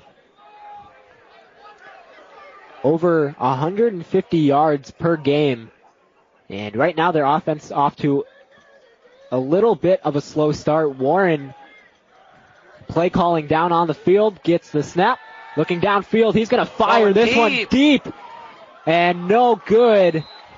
Just out of reach of the intended receiver. That one meant for Braylon Boyer, the wide receiver out of Wisconsin. Boyer facing his second season of collegiate football. And those are the types of things you want to see when you're deep in your own territory. You want to go big, make a statement, and although it wasn't a completion, we wouldn't see much of that last year. 3rd and 9 for Eureka. Warren once again downfield fires that one incomplete and a big hit. No penalty, so Knox, a strong defensive play. Looks like that one was number 12 for Knox, the defensive back. That was Colin Finsmeyer, the junior from Florence, Colorado, with that bone-crushing hit. As he read that play super well. It was another slant play, and he read it the whole way. Wasn't fooled by it at all. Well, and we talked about the passing game here for Eureka, and to be honest, it's better to see Eureka try to pass than not pass at all, because as Drew, we were talking about, that's how you get better at the passing game, and that's something that Eureka has struggled with over the last couple of seasons. Yeah, another thing is their mainstay of quarterbacks haven't been able to stay healthy. I mean, we talked about it last year with Caden Frazier. Started the first couple of games, had a nagging ankle injury that was bugging him. Went through Braden Tollett at quarterback and just could never, it was kind of always back and forth, could never really find a guy to consistently keep that role. So the hope this year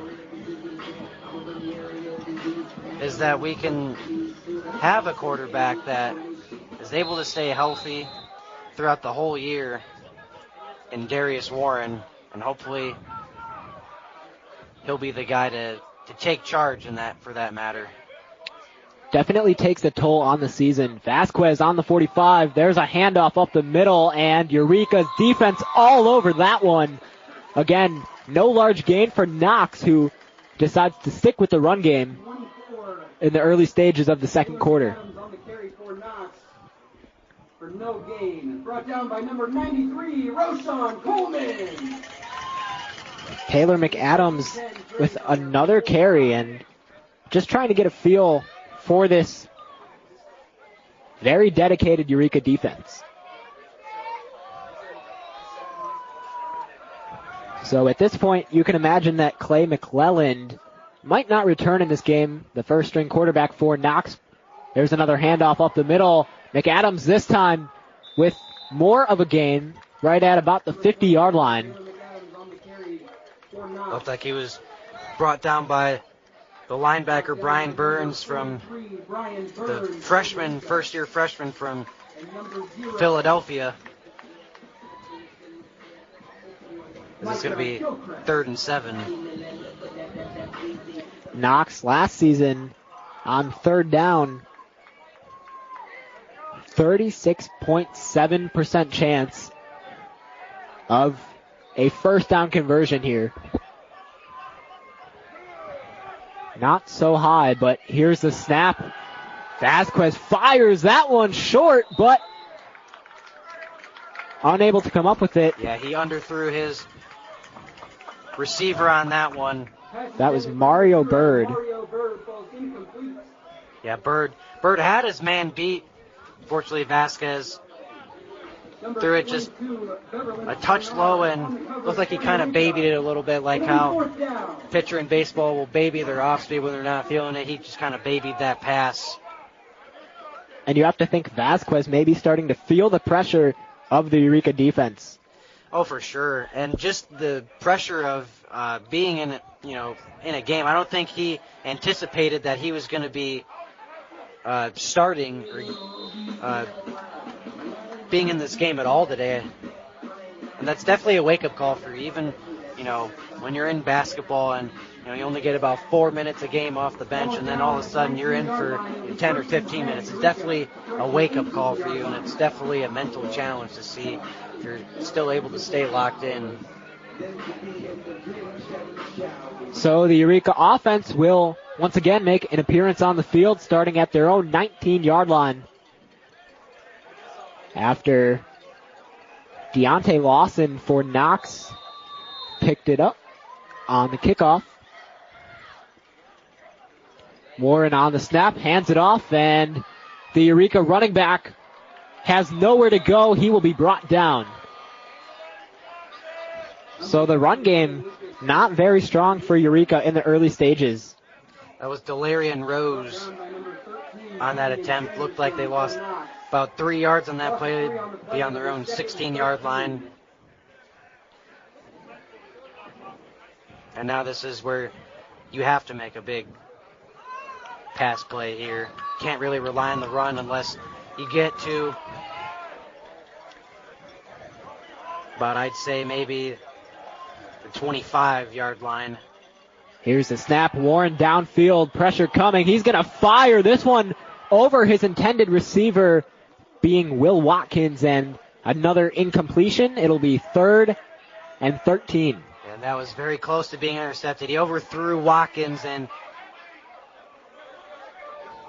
the two safeties in the backfield read it really well and could have easily been a different story to open up this second quarter, but it's going to be 3rd and 13 again on the 16.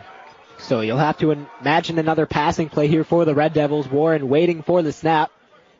Looking to his left, he's going to fire, this time a little bit more accurate and just out of the reach. It looks like that one was intended for Pashler Noel, who was unable to make that catch. And once again, Knox will wait to receive the football.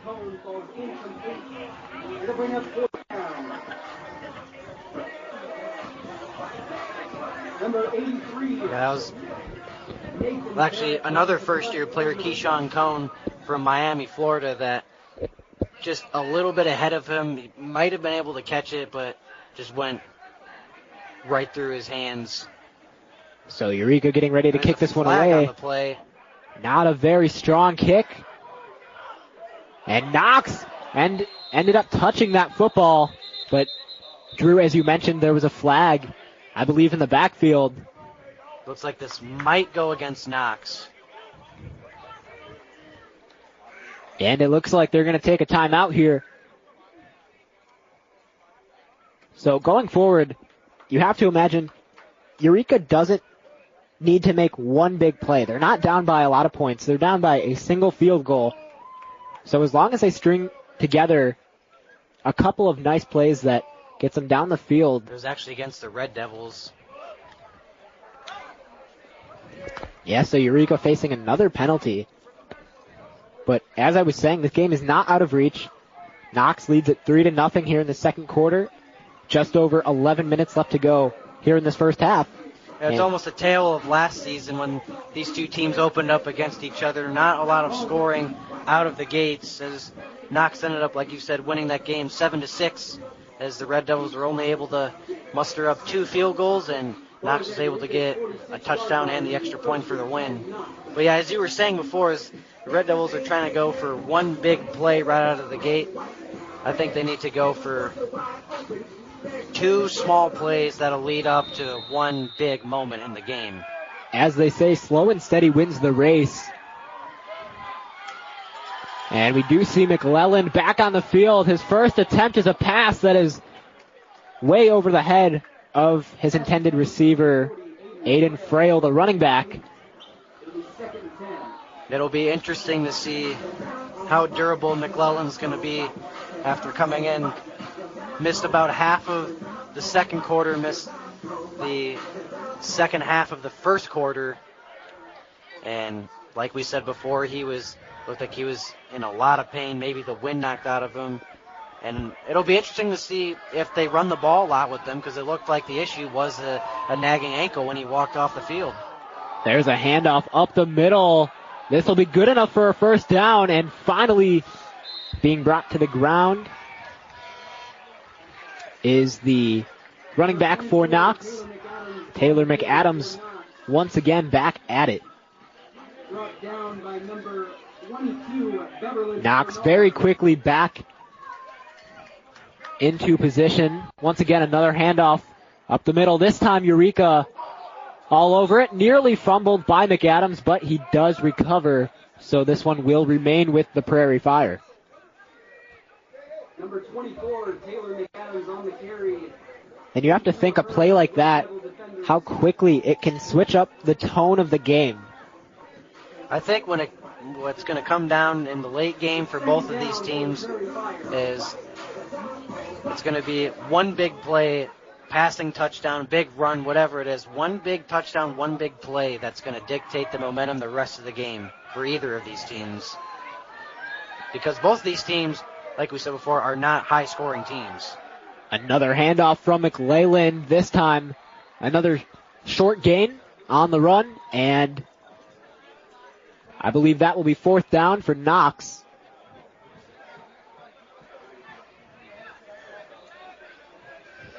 Looks like they still are maybe a couple yards short, as 3rd and 3 to be exact. Ryan Burns on the tackle for Eureka. It's 3rd down. So you'd have to imagine another potential handoff here. There's the snap, hands it off to McAdams, wrapped up immediately and brought to the ground. That will not be good enough for a first down. Eureka, once again, their defense shining out on the field. And let's see if Knox decides to go for the field goal. They are an aggressive offensive team, despite not having the numbers to back it up. It looks like they are, as McClellan's still on the field. McAdams behind his trusty quarterback. They're going to go for it here on 4th down and 4. 3-0 Knox Just over 8.5 to go. McAdams and I don't now think he got it. He McLeland. stuffed again. McLeland with the fake handoff, and he is going to be brought down. Eureka will regain possession of the football. Brought down by number 44, Brenton Potts. Well, going back in time, you have to think maybe Knox would have changed up that play call. Drew, you were talking about McLeland coming back onto the field with a potential injury, and he decided to stick with it that time. Yeah, interesting to see that. I didn't know how durable that. It looked like it was that right ankle that was nagging him. Didn't look like he was as explosive as in the beginning of the game. So right out of the gates, Warren with a handoff. Again, a very short gain for Eureka. And you have to imagine how many more times they're going to decide to run the football and realize maybe they need to go with another option. Well, especially on the first play. I think the way this game's going, still very early on, still 8 minutes left to go in the quarter. But I think at some point, need to see a goal of maybe a 3 or a 4 yard pass or screen something. Here's the snap, another handoff up the middle, and quickly being brought down. That was Jay Crowder. From Eureka. Jaden Crowder returning for his sophomore season. Crowder with a very strong year last season for the Red Devils. Yeah, he was basically the guy for them last year in terms of the running backs. Him and Brandon Gardner, also known as BG by most of us here at EC 103.1 and ECTV, and also on baseball. On 3rd and 7, Warren going to have to pass downfield up the middle and a completion.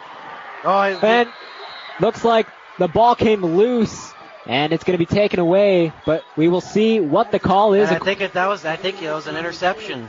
Yeah, it looked like Isom up the middle made the catch, but Drew, I think you're right. Knox taking that one away. And that will be an interception, Knox football. And you have to think that is just unfortunate. Warren not passing the ball a ton in this game, finally making a strong throw across the middle of the field and has nothing to show for it. Yeah, Isom was hit right in the chest, and then it looked like he was going to get maybe a 12-yard gain, and then all of a sudden, it was hard to see from our vantage point up here, but it looked like it popped right out. So McLeland flips it over to Bird, who has nowhere to go, and he is quickly wrapped up. Once again, Derek Payton Jr., who comes up hyping himself up as he should.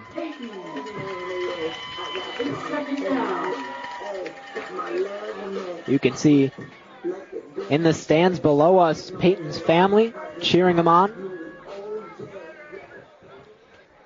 Yeah, he's a native of Seattle, Washington, up in the northwest region.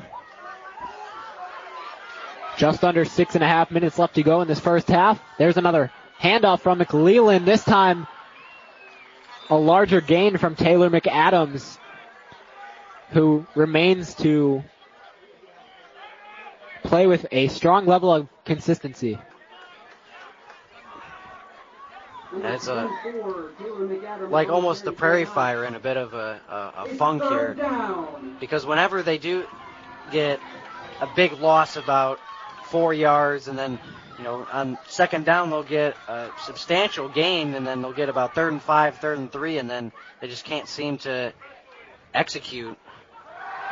McLellan looking downfield. He's going to go deep here. This one into the end zone, and I believe the catch is made by Mario Bird, and that is a Knox Prairie Fire touchdown. There's a flag thrown. I think he might get a penalty for taunting.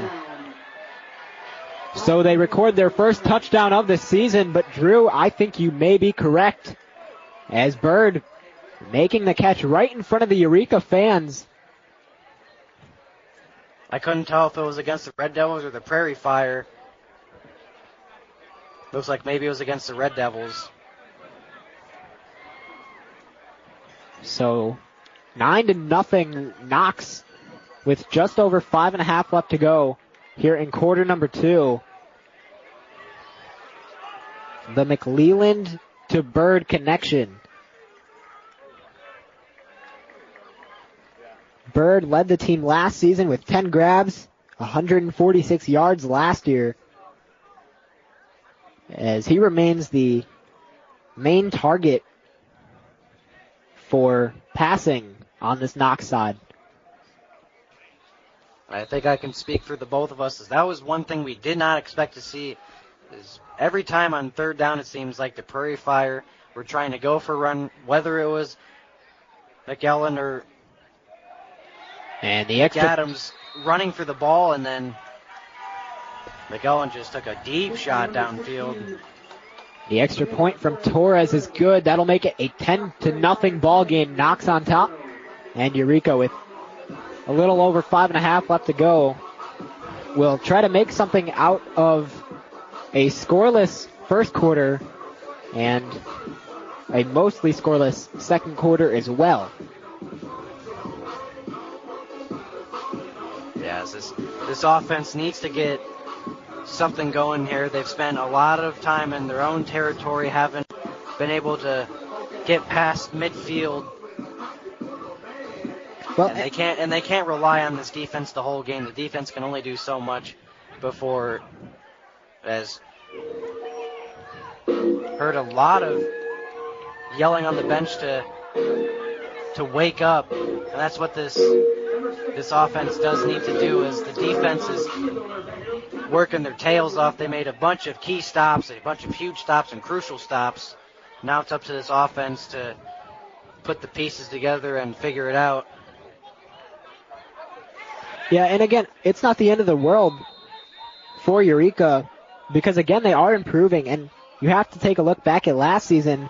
For example, their last game of the season, in which they lost 61-0 to St. Norbert, and then you compare that score to a game like this when it's only 10-0, and right away you can see the improvements on the defensive side. There's the kickoff, and that one's going to go roll right past Isom. He's going to pick it up, and he's going to try to make something out of it, but he is going to be brought down just past the 25.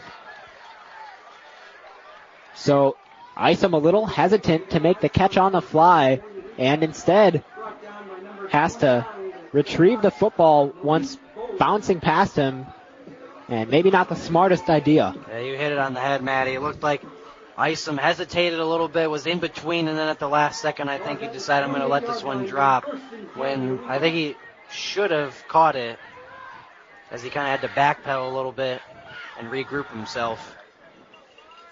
Warren with the snap, fake handoff. He's going to take it himself across the 35, and he will be brought down. Looked like it was a gain of about 7 there. And that's the type of aggressiveness you'd like to see from not only the quarterback, but also this entire Eureka offense in what has been a slow start to their season. Like you were mentioning, Drew, somebody on the team needs to take initiative. And that's where a lot of these upperclassmen that have been through the good years and the bad years of football in this program come into a key role. That time, Eureka with a loss, nothing to come out of that one. It was intended. Aaron Lucas was they tried to keep it with him, and he got absolutely stuffed at the line of scrimmage. And again, Knox just seems to be all over Eureka's run game. And you'd like to see Warren throw the ball a little bit more. This is a common problem that we saw last season. So on 3rd and 1, just over 4 minutes left to go. Knox leads it 10-0. Warren fires it over to the right side, and the catch is going to be made by number 84, Keyshawn Cohn. And that will be a first down for the Red Devils as the chains move an extra 10 yards. It's enough for a first down for Eureka. So maybe some signs of hope late here in the second quarter as Warren starts to rack up some completions down the field. It'll be 1st and 10 with about 3.5 minutes left to go. Warren looking downfield once more. Trouble, and he is going to be brought down, but there is a flag on the field. Warren taking a little bit too much time. I don't think he realized that there was a defender rushing towards him. Number 64, Benji Hopper on the quarterback sack for Knox. And it looks like Eureka might get pushed even farther back as maybe it was a holding called against them.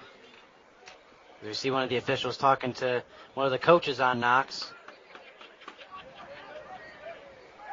As the Red Devils did get called for a holding, and they're going to have to be forced to go back an extra 10 yards. Eureka was the call. Penalty was declined. It's 2nd down. And again, the penalties are really starting to kill Eureka here. So, Eureka waiting for the snap. And Warren, looks like they're going to reset here. 2nd and 14. Eureka with the ball on their own 40-yard line. Play will resume. Here's the snap. Warren, quick pass. That one caught. And a quick tackle there by Knox.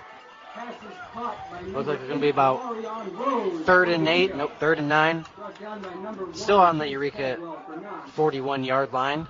It's 3rd down. So once again, we're going to have to see Warren here be a little bit aggressive and fire the ball down the field.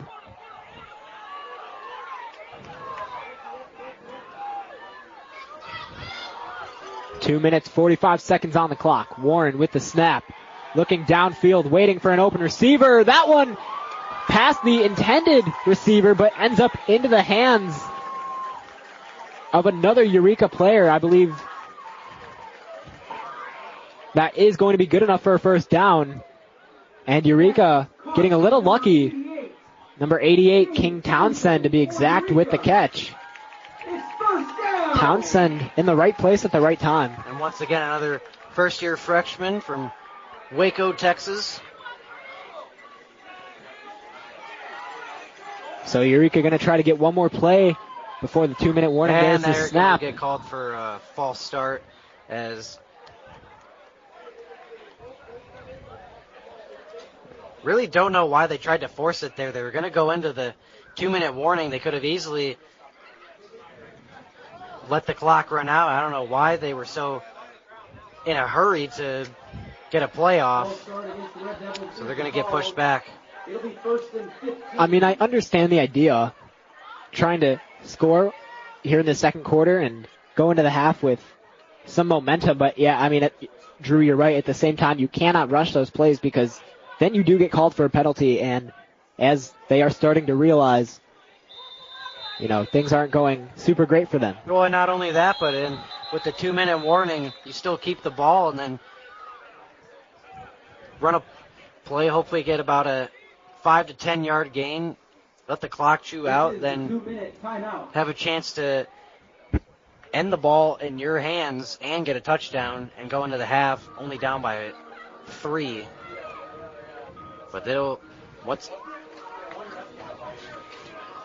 Eureka College Red Devils football is made possible by City Blue Technologies of Peoria, an Epson distributor serving Central Illinois.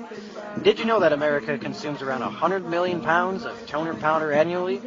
This is the equivalent of more than 2.5 billion plastic bottles, 9.5 billion plastic bags, or 116 billion plastic straws. Epson now has precision core heat free printing as an alternative to laser printers. Learn about sustainable printing solutions from City Blue Technologies at citybluetechnologies.com. So Eureka, 2 minutes left here in the second quarter, down 10-0, trying to at least put some points on the board before going into the half.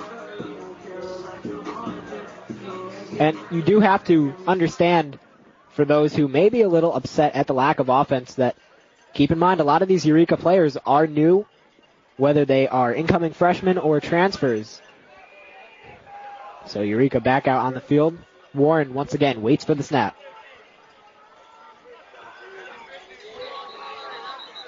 And again, we're going to have another stoppage as the referee on the sideline blows his whistle. Looks like the Red Devils had to make a late substitution, it looks like. Delarian Rose heads onto the field. The running back out of Dallas, Texas.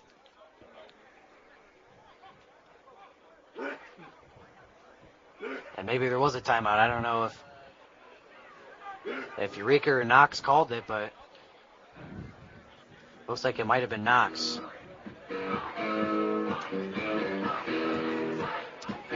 Well, with this rivalry between Knox and Eureka, the Red Devils, in terms of the Lincoln Bowl, they had a very strong start off to that competition. But unfortunately, as we mentioned in the pregame, Knox all of a sudden taking over.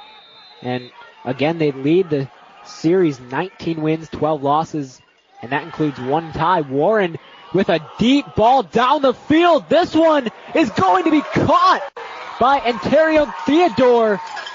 And that is a huge gain, and that is exactly what the Red Devils needed. What did we say earlier? That a play like that is what's going to determine, in my opinion, the rest of the game. And that's exactly what they needed. And now they're going to be in the red zone for the first time this whole game. I had a good feeling about that pass. Theodore was creating some space. Warren back at it. He's in trouble, and this time he is going to be brought down as he tried to run up the middle. But back to that second to last play, Theodore was able to create just enough space between his defender to be able to make that catch without any interference.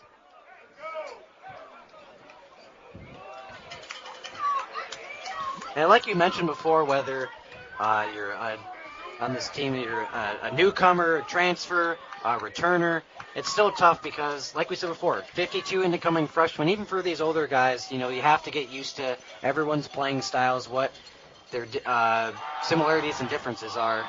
2nd and 10, that one in and out of the hands of Antonio Melton. Knox maybe had a chance of picking that one off after the tip, but instead it'll be 3rd and 10 for Eureka. This is where I think the Red Devils might be doing it backwards. Is your 3rd and 11, the first 2 plays were passing plays. I think you have to try and keep the ball on the ground, exactly. So that way you don't not only take a risk at not getting a touchdown, but also not getting 3 points on the board. But on 3rd and 10, they almost have to pass the ball now because he didn't get first 2 completions. Warren across the middle. That one bounces, and unable to make the catch is Delarian Rose. So that is going to be 4th down. Delarian Rose falls incomplete. It's 4th down. And man, that is unfortunate. Eureka had such a strong sense of what they were trying to do and just unable to execute. Yeah, that I mean, plain and simple, I think you and I both know that can't happen.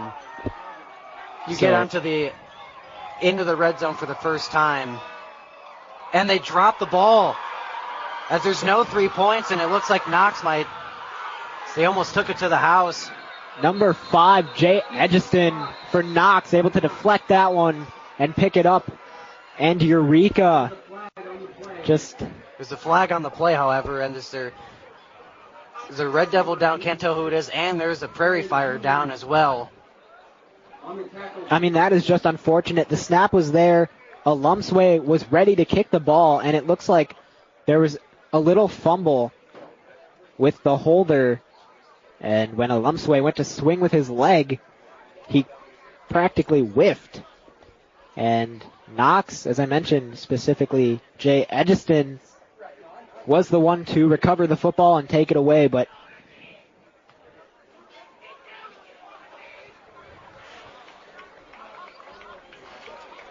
and I'm not sure if you can pick up the audio from down on the field, but a lot of tension on that Red Devils sideline. And you can't blame them for having all that tension down there, because a big play like that where they should, and we don't even know what the flag is on, so this could go the Red Devils' way. It looks like it might have been a false start on the Red Devils. But as we were saying before, the tension is very understandable on a play that was at least a 50-yard pass, and so it might have been a little bit of a shove there on either side. It is going to be 3rd and 6. Warren is going to have to pass it across the middle. Diving catch! And that is going to be a completion. Number 6, Devane Isom once again with another impressive play. And once again gets the fans here in the stands to applaud. Eureka now at the 50-yard line. 33 seconds left here in this quarter. And no need for Eureka to rush. They can hold on to it going into the last quarter and hopefully get something out of a very strong possession. 1st and 10. Warren calling the play, waiting for the snap, looking downfield. He's going to pass. Deep ball. That one, no good. Let's see. Maybe there's going to be a penalty. Doesn't look like it. It was a good idea from Warren. Throw looked like it was on the money, but even better defense from Knox. So clock stops at 7 seconds here in the third quarter. Knox leads at 13-6. I think with 7 seconds, this is where we got to see, like the run play we're talking about, try to get 4 or 5 yards, 7 seconds, don't want to make an interception late in the game, and they are going to actually pass for it. Warren across the field. That is going to be a completion into the hands of Jeremiah Washington, and that is how this third quarter will end. So the momentum for Eureka continues to build up, and as we head into the fourth quarter, they will look to potentially tie this ball game up. Number 12, Colin Finsmeyer on the coverage for Knox. And this is the end of the third But we are going to take a quick break as we wrap up this third quarter. You're going to want to stay tuned. You are listening to EC 103.1 live from the City Blue Technologies broadcast booth. From historic Pritchard Hall on the campus of Eureka College. WXEC LP Eureka. EC 103.1. At 103.1 FM and worldwide on iHeartRadio. Your alternative. EC 103.1. For over a century, local radio has evolved with the needs of the community. From politics to pop culture, we keep you informed, bringing you the most relevant news on air, online, and on the go. You have trusted us with your news, sports, weather, and entertainment. Trust us to keep moving with you. Text radio to 52886 and tell Congress local broadcasting is here to stay.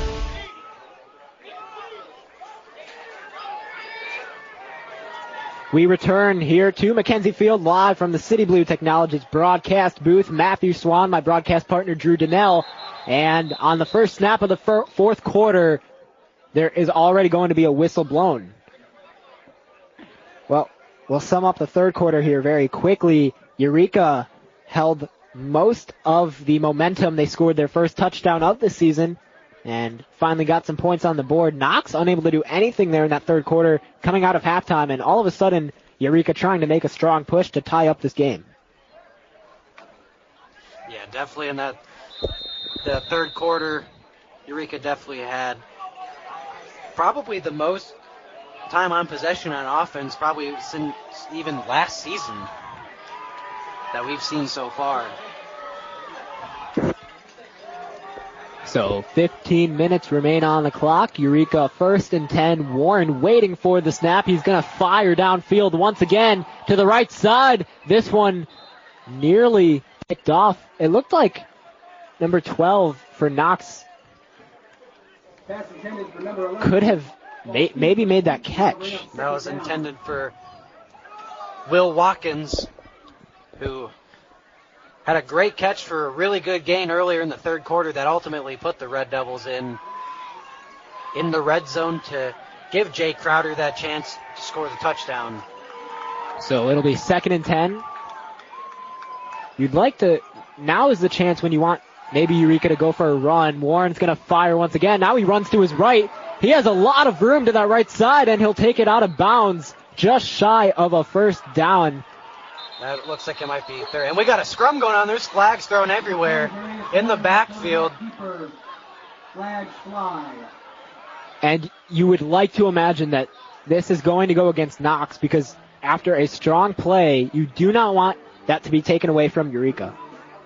They've worked so hard over these last 2 quarters to finally get points on the board. Yes, the officials will talk it over. We saw Warren run it in and got about a 7-yard gain. And then out of nowhere, whistle started flying. Commotion broke out. And we don't know exactly who was involved in the scrum, as it was a tough angle from our vantage point.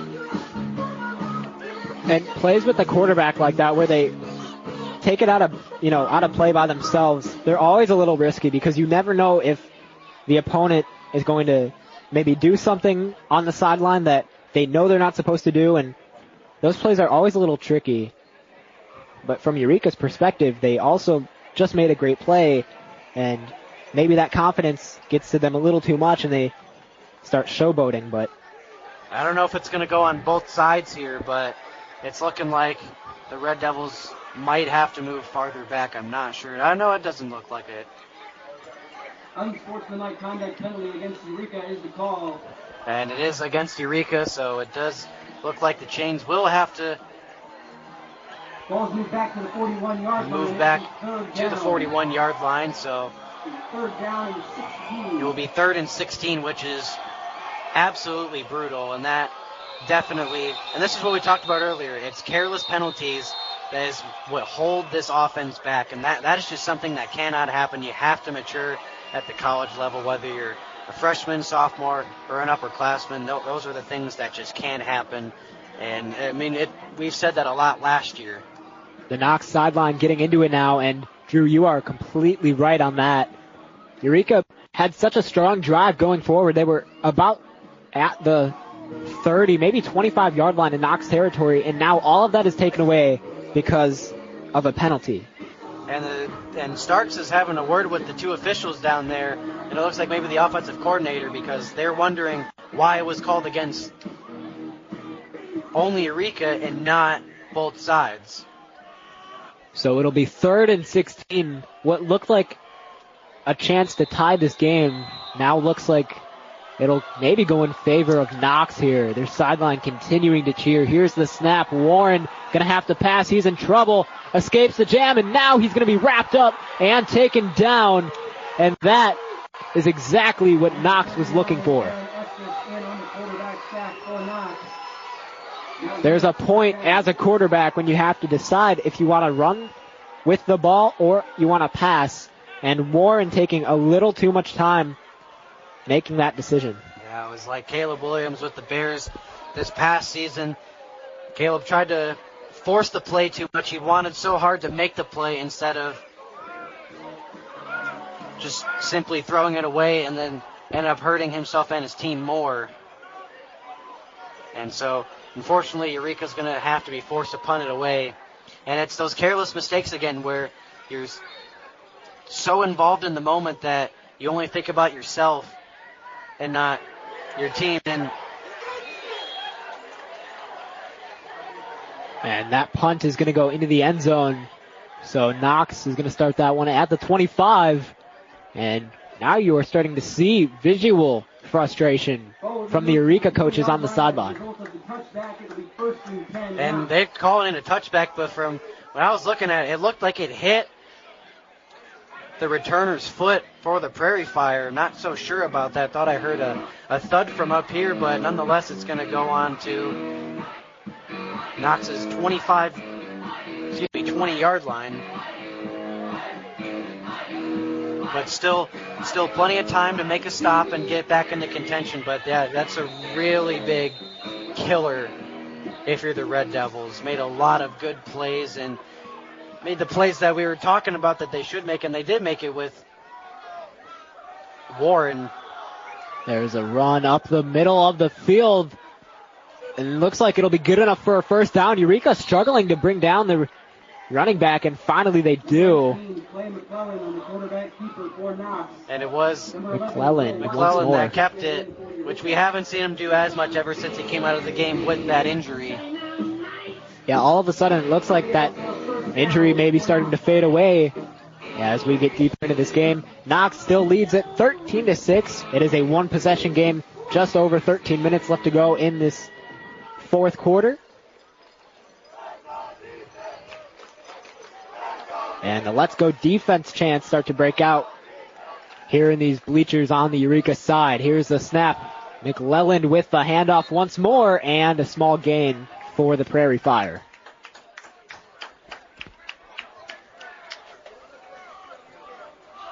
Tackle made for Eureka, number 96, Derek Payton. And once again, Derek Payton with the tackle, as we talked about earlier, how he told us that it seems like everybody wants to be here, and that was a very big plus to hear.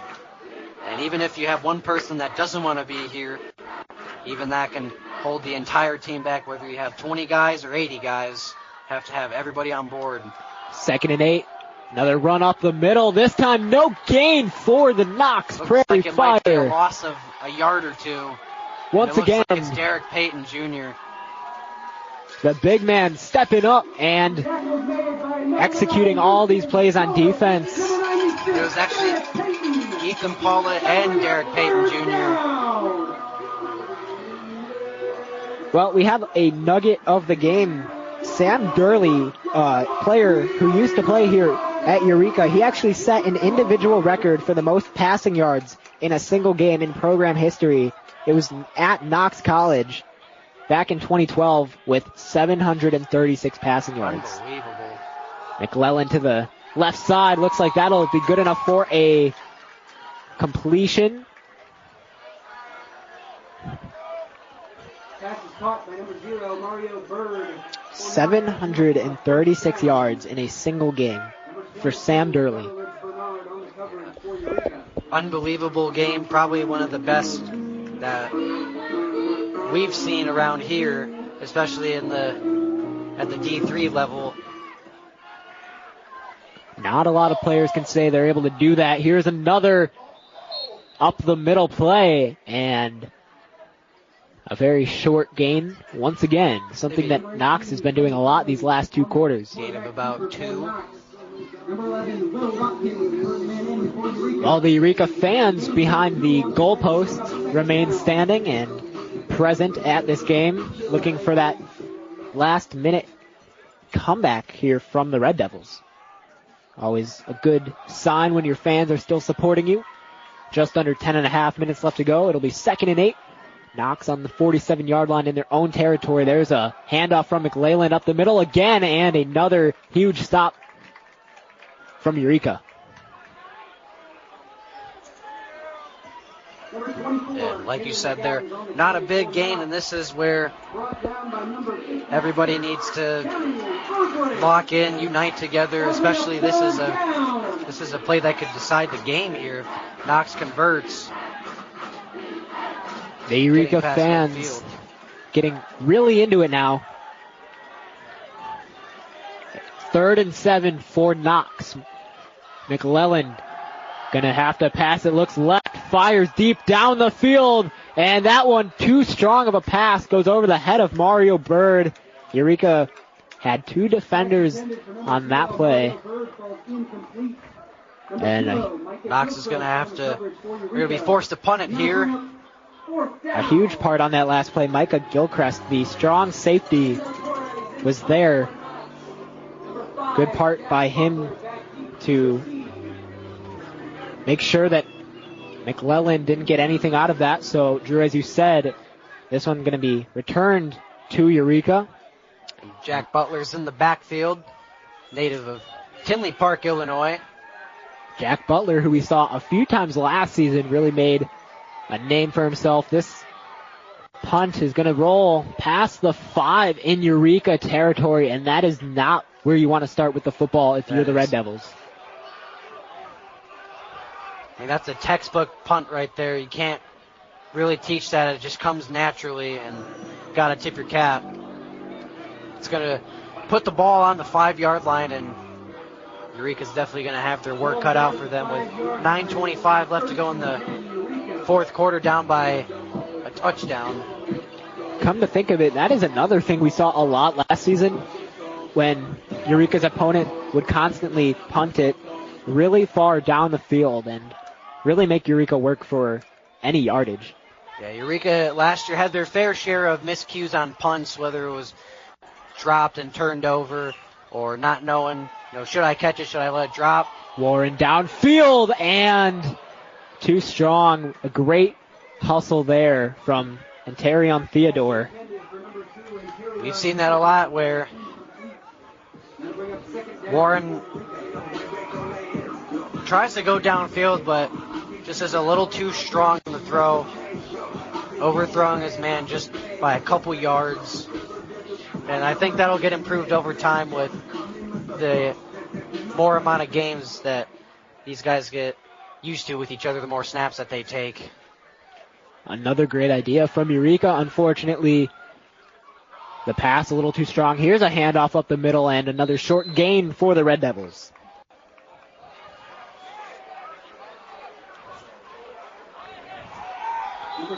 Looks like maybe and that's going to probably, I think, from my vantage point, that might be another unsportsmanlike conduct on Eureka. Yeah, they really have to ease off a little bit. And if it's on Eureka, I think it's going to be on number 94, Postler Noel. Nope, I don't. It was hard to tell down there. There was a lot happening down there, but yeah, and this is not the time you want to see Eureka get called for more penalties, especially because it is still a very winnable game. And I get it's the first game of the season, you're in front of your home fans, but you need to learn when to control your emotions, and this is one of those times. Correction, I think that was Amarion Carter. So it'll be 3rd and 8 for Eureka with the ball on their own 8-yard line. 9 minutes left to go. Warren looking downfield. He's going to have to do something. He runs, fires. There's a completion. Trying to find some space and unable to do so for Eureka is Aaron Lucas, and that will be 4th down for the Red Devils. And with under 9 minutes left to go, you have to question whether a comeback is still in play. Well, the more amount of unsportsmanlike penalties they take, I can guarantee you that that comeback is going to slowly and slowly trickle out of sight. I mean, we've said this before. It doesn't matter what level of college football, NAIA, JUCO, D1, D2, or D3. That is a very high punt. That's going to drop and roll in favor of Knox, and Eureka going to have to get on top of that one. That is exactly what Everson Noel did for Eureka, land on top of the football. That was just an unfortunate kick if you're Eureka. I mean, in that situation, have to at least get it past the 40-yard line, and wasn't able to get it even past the 30. So this is going to be tough, because even at the 28, unless they get a big loss of yards, Knox is in field goal range. So Knox still on top, 13, Eureka with only 6. And Knox starts with the ball on their own the 28-yard line in Eureka territory. First play of the drive is a handoff for a short gain. And not much to gain there as, once again, Derek Payton in the mix again on that tackle. One of the things you have to realize, too, is that Derek Payton is now in his junior season. And because of that, now that he's an upperclassman, he's going to see a lot more playing time, and he's going to be a little bit more involved, to the point where Starks and the other coaches for Eureka are going to expect him to make these big plays and come in clutch when needed. Right, and last year he did not play that much. And then as the year went on, he started getting more and more playing time. And you got to wonder the influence that he has. To the left, guys. Number 40 for Knox with a lot of space to run. Finally, he will be wrapped up, and that is a good drive there from Frail, who has been all over the field in this game. So it's going to be 3rd and 3 at the 26-yard line in Red Devils territory. Now, the thing is, even if Eureka does get this stop for a 4th down, you have to prevent Knox from kicking the field goal here. It's still a one-possession game as of right now, and excuse me, that is at the 22-yard line. They went to 3rd and 4. Here on 3rd and 4, handoff, and in trouble once again, wrapped up, and Eureka gaining more momentum. Derek Payton in the mix once again. Swallowed up by the Eureka defensive front. That'll be 4th down. 4th down for Knox. Will they attempt for the field goal? I think they have to. And looks like they are going to. It'll be number 16. As usual, Fernando Torres. This is not one of the easier field goals I'm sure he's had. Waiting for the snap. Kick is up. That is going to be way short. And Eureka somehow escapes the adversity. And they will once again regain possession. And if Eureka's able to get a touchdown here, that's a play to remember right there. And for Torres, that's more than likely a gimme. When you have a 5-foot putt in golf, that's a gimme for him. So he's going to be kicking himself on the bench for not making that. But this is where you have to be absolutely flawless if you're the Red Devils offense. And what I mean by that is no selfish mistakes.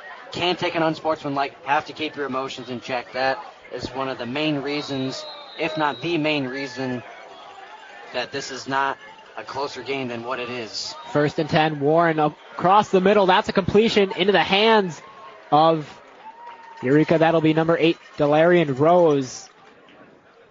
Maybe just short of a 1st down. 8 yards to be exact on the catch.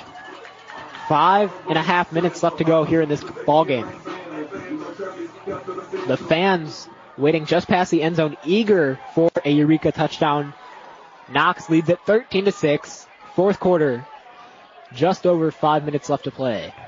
It'll be 2nd and 2. Warren waiting for the snap. Play resumes. Play fake, up the middle, in trouble, running to his left, finding some space. There is a lot of room, and across the 40 into Knox territory, and he will be brought down.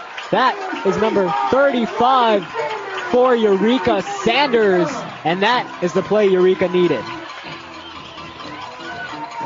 Fans back into it, and I think Sanders just surprised a lot of people, including myself. It looked like he was in trouble all the way back in Eureka's territory. Yeah, and Sanders hasn't gotten to take that many snaps at the running back position. It's mostly been Jay Crowder, and the freshman from Irwin County in Georgia get the chance, and he did not disappoint. And now the Red Devils are in Prairie Fire territory with about 4:45 left on the clock. 34-yard line, 1st and 10. Warren, handoff up the middle. A lot of room, and that is a great gain by Brandon Garner, the running back for Eureka. Brandon Garner on the carry for Eureka for a gain of 6. Yeah, same thing with BG. Hasn't really gotten that many snaps either, and it's kind of understandable the game that Jay Crowder's been having, but BG is a reliable guy to have on the bench and a reliable team leader to have. And solid gain for 6 yards, and that's exactly what you want going into the 2nd down on the 28-yard line. Just over 4 minutes. Warren looking downfield. He fires a bullet and just off the deflection of Antarium Theodore. That was a great pass, to be honest. I don't think Warren could have thrown that any better. And that one might be on Theodore. Yeah, it looked like Theodore maybe got his footing caught up. It looked like he kind of had to lunge a little bit, like he had slipped, didn't get enough grip as he was rotating on the slant. It'll be 3rd and 4. Warren going to take it himself up the middle. Good enough for a first down. And he takes himself down to the ground to prevent a fumble. It is a great gain by Eureka. Clock winding down, 3:45 left to go. Knox 13, Eureka 6. The fans in the end zone. I see the baseball team under the goalpost. Warren waiting for the snap. Here we go. Looking downfield. Up the middle and nearly picked off. It was in and out of the hands of Crowder. And that is the second time in this drive alone the receiver had the football and could not hold on. And Eureka just lucky that Knox isn't making the catch themselves. Yeah, those are the types of plays that you wish you could have back. And then there's actually a Knox Prairie Fire down. I can't tell who it is from our view, but another unfortunate sighting down on the field. I'd say maybe this is about the second or third player we've seen down in this game. Both sides have had their fair share of injuries, but can't tell who it is, can't tell where the injury would have occurred. But the training staff for Knox immediately out there and is able to get up. And if you are just tuning in, you are listening to EC 103.1 live from the City Blue Technologies broadcast booth. My name is Matthew Swan, my broadcast partner Drew Donnell, and this is the 11th annual Lincoln Bowl. Knox Prairie Fire 13, Eureka College 6. That Prairie Fire that was down on the ground was Aaron Estes, the 6-foot D lineman from Drummond, Tennessee. So it's a good thing that he's all right.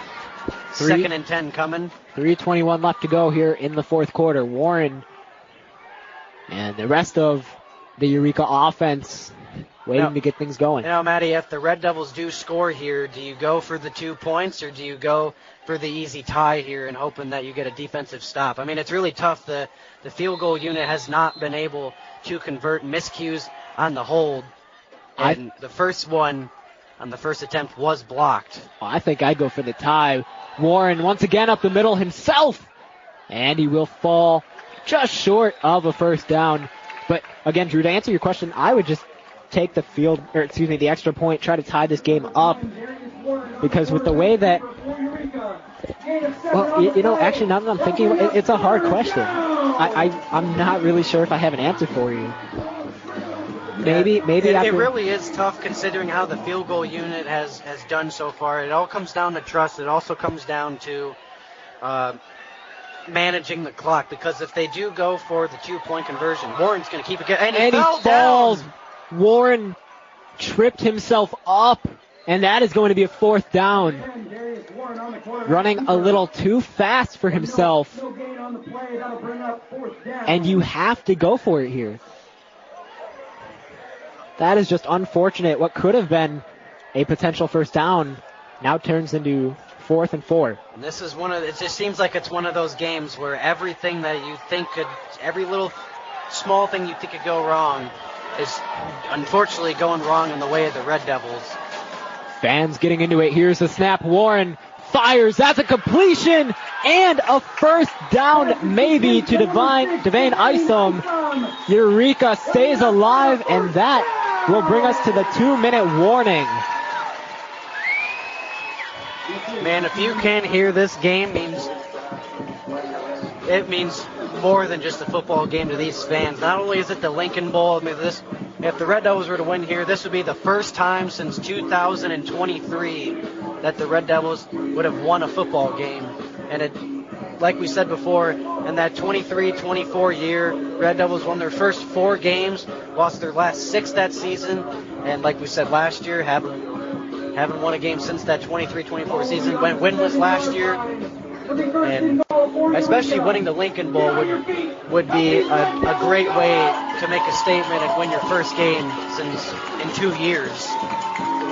Yeah, several times last season, Eureka went scoreless in a few games, and we are already seeing great improvement. Both teams make their way back out onto the field. If you're just tuning in, this is the 11th annual Lincoln Bowl. Knox leads at 13-6. Eureka with the football on the 7-yard line in Knox territory.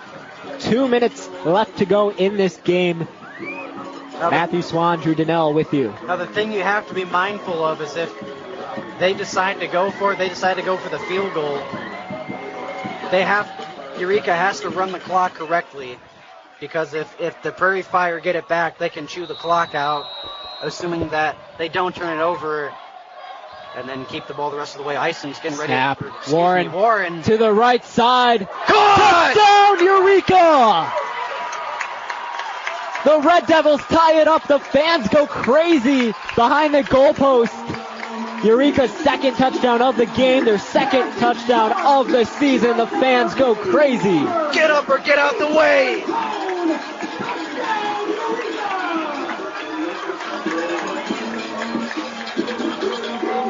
Darius Warren watching it all the way from his hand into the end zone.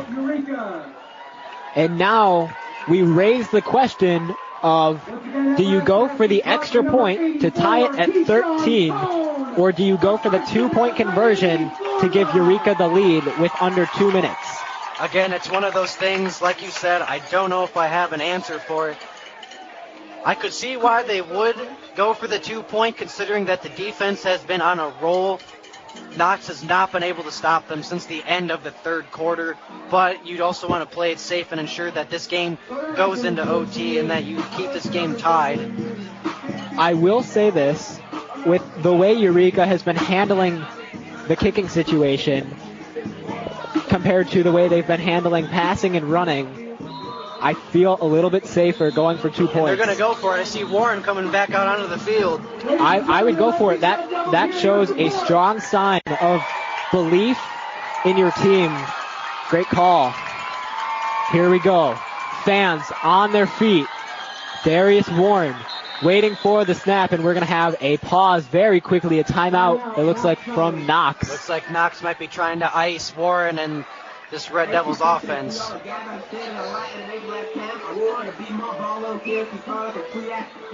Tension at an all-time high right now here at McKenzie Field.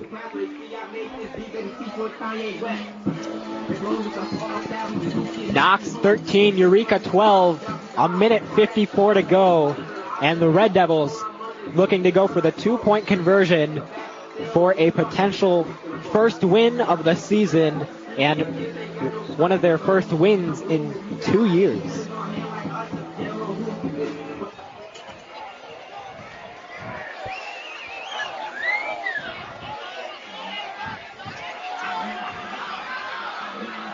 Knox out on the field. Eureka breaks from the huddle.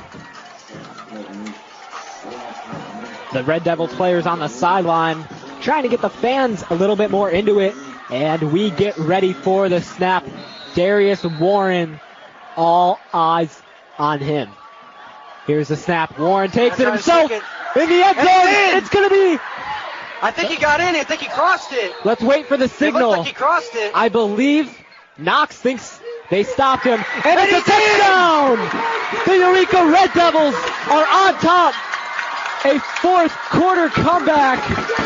And for the first time tonight, they have the lead. 14-13. The fans go crazy.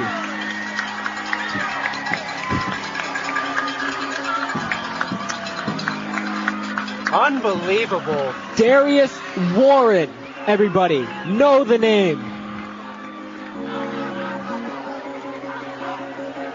And all of a sudden, that Knox sideline, very quiet.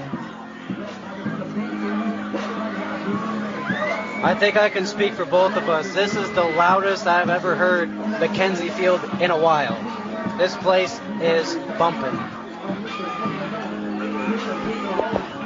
What's the Division III rule on storming the field? I don't know if there's enough people in this town to storm the field, but if we find maybe some Washington people, I think the goalposts are coming out of the ground. We'll get the Peoria natives, the Washington natives, the Eureka natives, of course.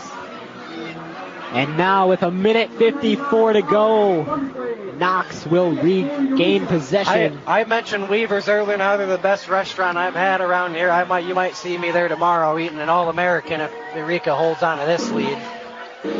It would be the first win for Eureka in 2 seasons. And for now, they get ready to kick this one away. This is where it's going to be tough for the Prairie Fire because with the 1:54, they can't take too much time. There's a 1:54 left. Kick is up right at about the 25. This one's going to be caught and taken up the field to the left. Trying to find some space is Bird. And he's going to be brought down just shy of that 40-yard line in Knox territory. Yeah, it wasn't a very far kick. Kind of lost a little bit of steam towards the end.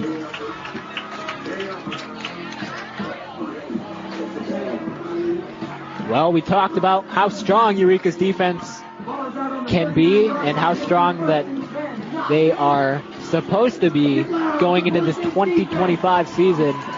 And you have to imagine this is going to be the hardest they've played all night. Fans really into it. Here's the snap. And there's going to be a penalty. Flag thrown. It looks like it might be on the Red Devils, unfortunately. It might be offsides. And this is what cannot happen. Eureka. I don't know yet. They haven't made an official call yet. But the officials in the backfield were the one that threw it. They're going to talk it over. We will wait for the call. All of a sudden, Eureka with all the momentum on their side. And you would hate for something to go against them in this situation. And it looks like it wasn't offside. 12 men on the field is the call. Actually, no, there's 12 men. There's too many men on the field. Which a little bit of miscommunication there. So the ball will go to the Prairie Fire 39-yard line. It'll be 1st and 5 with 1:47 left. Red Devils up 14-13. Here's the snap. McClelland in trouble. He's going to run, find some space, fires up the middle. There's a completion into the hands of Kiari Turner, and that is plenty good for a Prairie Fire first down. Pass is caught by number 3. McClelland pulling maybe a little bit of Patrick Mahomes on that one. Pressure coming, runs forward, and a quick pass for the completion. Yeah, you nailed it, Matty. There's a lot of pressure coming. Did one of those, like you said, kind of Josh Allen, Patrick Mahomes shovel passes. Flag on the field. And there is a flag on the field. I didn't see one thrown. It must have been a late flag. But there was a flag thrown on the field. I don't know if this is going to go against the Prairie Fire or the Red Devils. But all officials are talking it over right now in a huddle. 1:38 on the clock. Eureka 14, Knox 13. The first lead for the Red Devils tonight comes in the fourth quarter on the extra 2-point conversion from Darius Warren, Eureka's quarterback. You have to give Warren a lot of credit. It's a targeting penalty, which we don't really see, but it's going to go on the Red Devils. It looks like it's going to be roughing the passer, which I didn't see anything wrong. It's a 15-yard penalty. Yeah, so that's the second penalty against Eureka in this drive alone. And I think if you're the official, that's a brutal call if you're an official. That's a hard call to make, because if you're going to wait that late to make a pass interference, or a roughing the passer call, then I don't think much was done. But that's one that kills the momentum. And we've seen a couple questionable calls by the officials, and that's one that'll have me scratching my head. I really don't know. I mean, if you see a roughing the passer call, you usually see it right away when it happens. That came in way late, and that's a gutsy call, if you ask me. And all of a sudden, Knox with the football on the 23-yard line in Eureka territory. Trying to take the lead. All they need to win this game is a field goal, but they want more. McClelland, handoff up the middle, and not a large gain at all for the Prairie Fire. And they have the ball, but it looks like was it a fumble or not? Eureka claiming the ball came out and that they have possession, and the referee signaling otherwise. So the referee calls. They're pointing that way. Was it a fumble or not? They started pointing that way.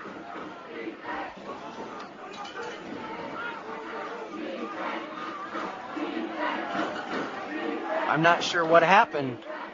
It looked like Derek Payton got up quickly and was celebrating as if he fumbled the ball. We haven't seen an official call yet. I did see an official start pointing into Prairie Fire territory as if it was a fumble. It's just a question of if the whistle blew before the Red Devil defense came up with it. Referees come out of the huddle, and we'll see what the call is. It doesn't look like from the visual cues that Eureka will get the football. I believe this one is going to stick with Knox, but we'll wait. You're right. We'll wait for the official call, and haven't really seen one yet, so it's going to stay with Knox. And I do think that's what happened. I think the officials it was a kind of a dog pile. I think the officials blew the whistle, and then it's unfortunate it happened, but they blew the whistle, and then the ball came out. A minute and 11 seconds left to go. It'll be 2nd and 6. McClellan on the snap, looking downfield. He's going to run to his left. A lot of space. Fires.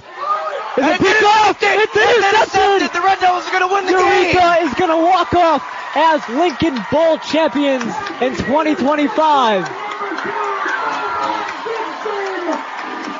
Fans go crazy. Javon Gibson, the freshman from Statesboro, Georgia, first-year freshman, with an interception. McClellan, who is running to his left, fires on the run. Because of that, the throw does not have as much velocity. McClellan had all the time in the world. He had a receiver wide open. He hesitated, pump faked it, and then threw it. And then Javon Gibson, as we said, the quarterback, first-year freshman from Statesboro, Georgia, came out of nowhere with the interception. Great read by Gibson, perfectly timed. And that might have just won Eureka the football game. And another penalty against the Red Devils. Fans not too pleased. Either way, Eureka regains possession of the football. They lead it 14-13, a minute and 5 left to go in quarter number 4. And their offense back out onto the field. Prairie Fire have one timeout left, so the Red Devils can just run the football. Prairie Fire take the timeout, and then the Red Devils can take a knee from here on out. Warren with the handoff, a lot of space. He's got up the middle. It's going to be Lucas to the 40. Cross the midfield, stays in play, and a huge gain. That might have just done it. Ice the game right there. What a run by Aaron Lucas, the freshman from Hopewell, Virginia. Eureka making all the right plays when it matters. And Drew, as you said, that might have just sealed the deal. Ice it. Knox is going to use the timeout to stop the clock. 53 seconds left to go. The Red Devils can just take a knee from here on out and chew out the clock. Gain of 51 yards. 51-yard gain yards from the 7-yard line after they just took a penalty after that interception. In a situation like that, you don't think that Eureka's going to come out with a bang like that, and all of a sudden, this is a team that they're taking people by surprise.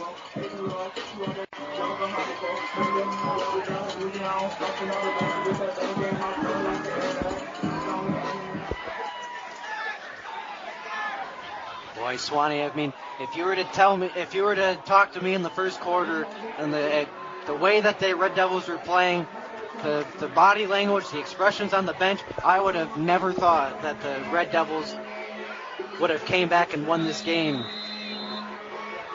I mean, we've said it even last year when they went winless. There was a lot of games where they showed a lot of fight in them, and this is a game where that fight pays off. They take a knee, and there's a bit of a scrum.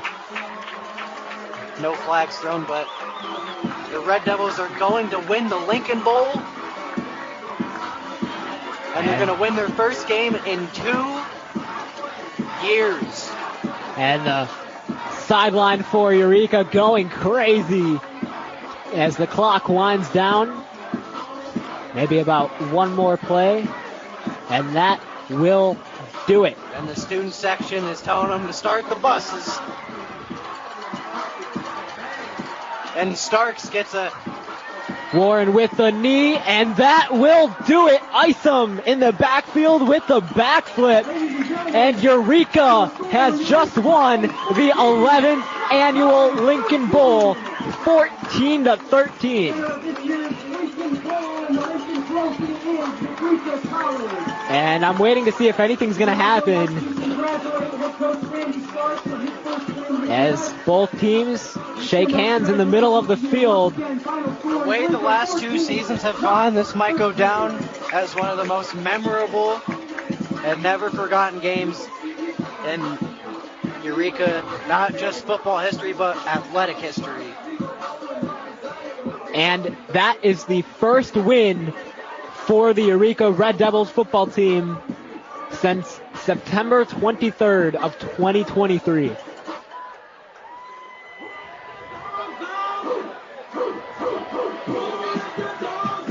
Wow. And it'll be interesting to see if we see that student section start to rush the field or not. I'm waiting for it to happen, and here they come.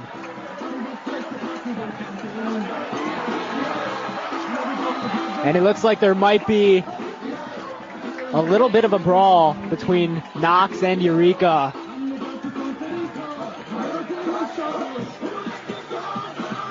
Tell you what, Woodford County Department's going to have a hard time getting these guys off the field. They are fired up. Yeah. What's crazy is that when Eureka lost last year, this didn't happen. Eureka was mature about taking their loss. They walked off the field. That was it. And looks like Knox maybe not at that maturity level yet. But the fans go crazy. The team goes crazy. And Eureka in 2025, 1 win, 0 losses, and they have just set the standard for the season. Yeah, and this win means more than you think it would, not only because it's the Lincoln Bowl, not only because it's the first win in 2 years, but also because a lot of these athletics teams are so tight with it being a small school and 86% of students being student athletes. I mean, all these sports programs are so tight together, such a great bond, and just about every sport was here to support. But that will do it for the 11th annual Lincoln Bowl. Again, Eureka wins 14-13 in what was a strong start from the Prairie Fire, turns into a 4th quarter comeback from your Eureka Red Devils. But that will wrap things up here tonight. Drew, do you want to add anything before we close? Easily probably one of the most memorable games, obviously, that I've had the pleasure of calling between basketball and football. I hope there's many more of these games to come. Swanee, before we head out, what do you think the MVP of the game is for the Red Devils? Well, I mean, you could say it's Darius Warren, you could say it's Derek Payton, you could say it's Jay Crowder. I will say several players from Eureka have really stood out tonight, and all of them making the right plays at the right time is what contributed to this Red Devils win. But that is all from me. Our next broadcast of Eureka College football will be on September 13th, a week from today, when Eureka visits the Westminster Blue Jays. You can listen to that broadcast right here on EC 103.1. Coverage will begin at around 1 p.m. live from the City Blue Technologies broadcast booth. Again, Eureka College football is made possible by City Blue Technologies, a leading Epson dealer serving Central Illinois. But that is all we have from our side of things tonight. The executive producer of Eureka College is Dr. John Malone. Tonight's studio operator also being Dr. John Malone on behalf of my broadcast partner, Drew Donnell. This is Matthew Swan. Thank you for listening.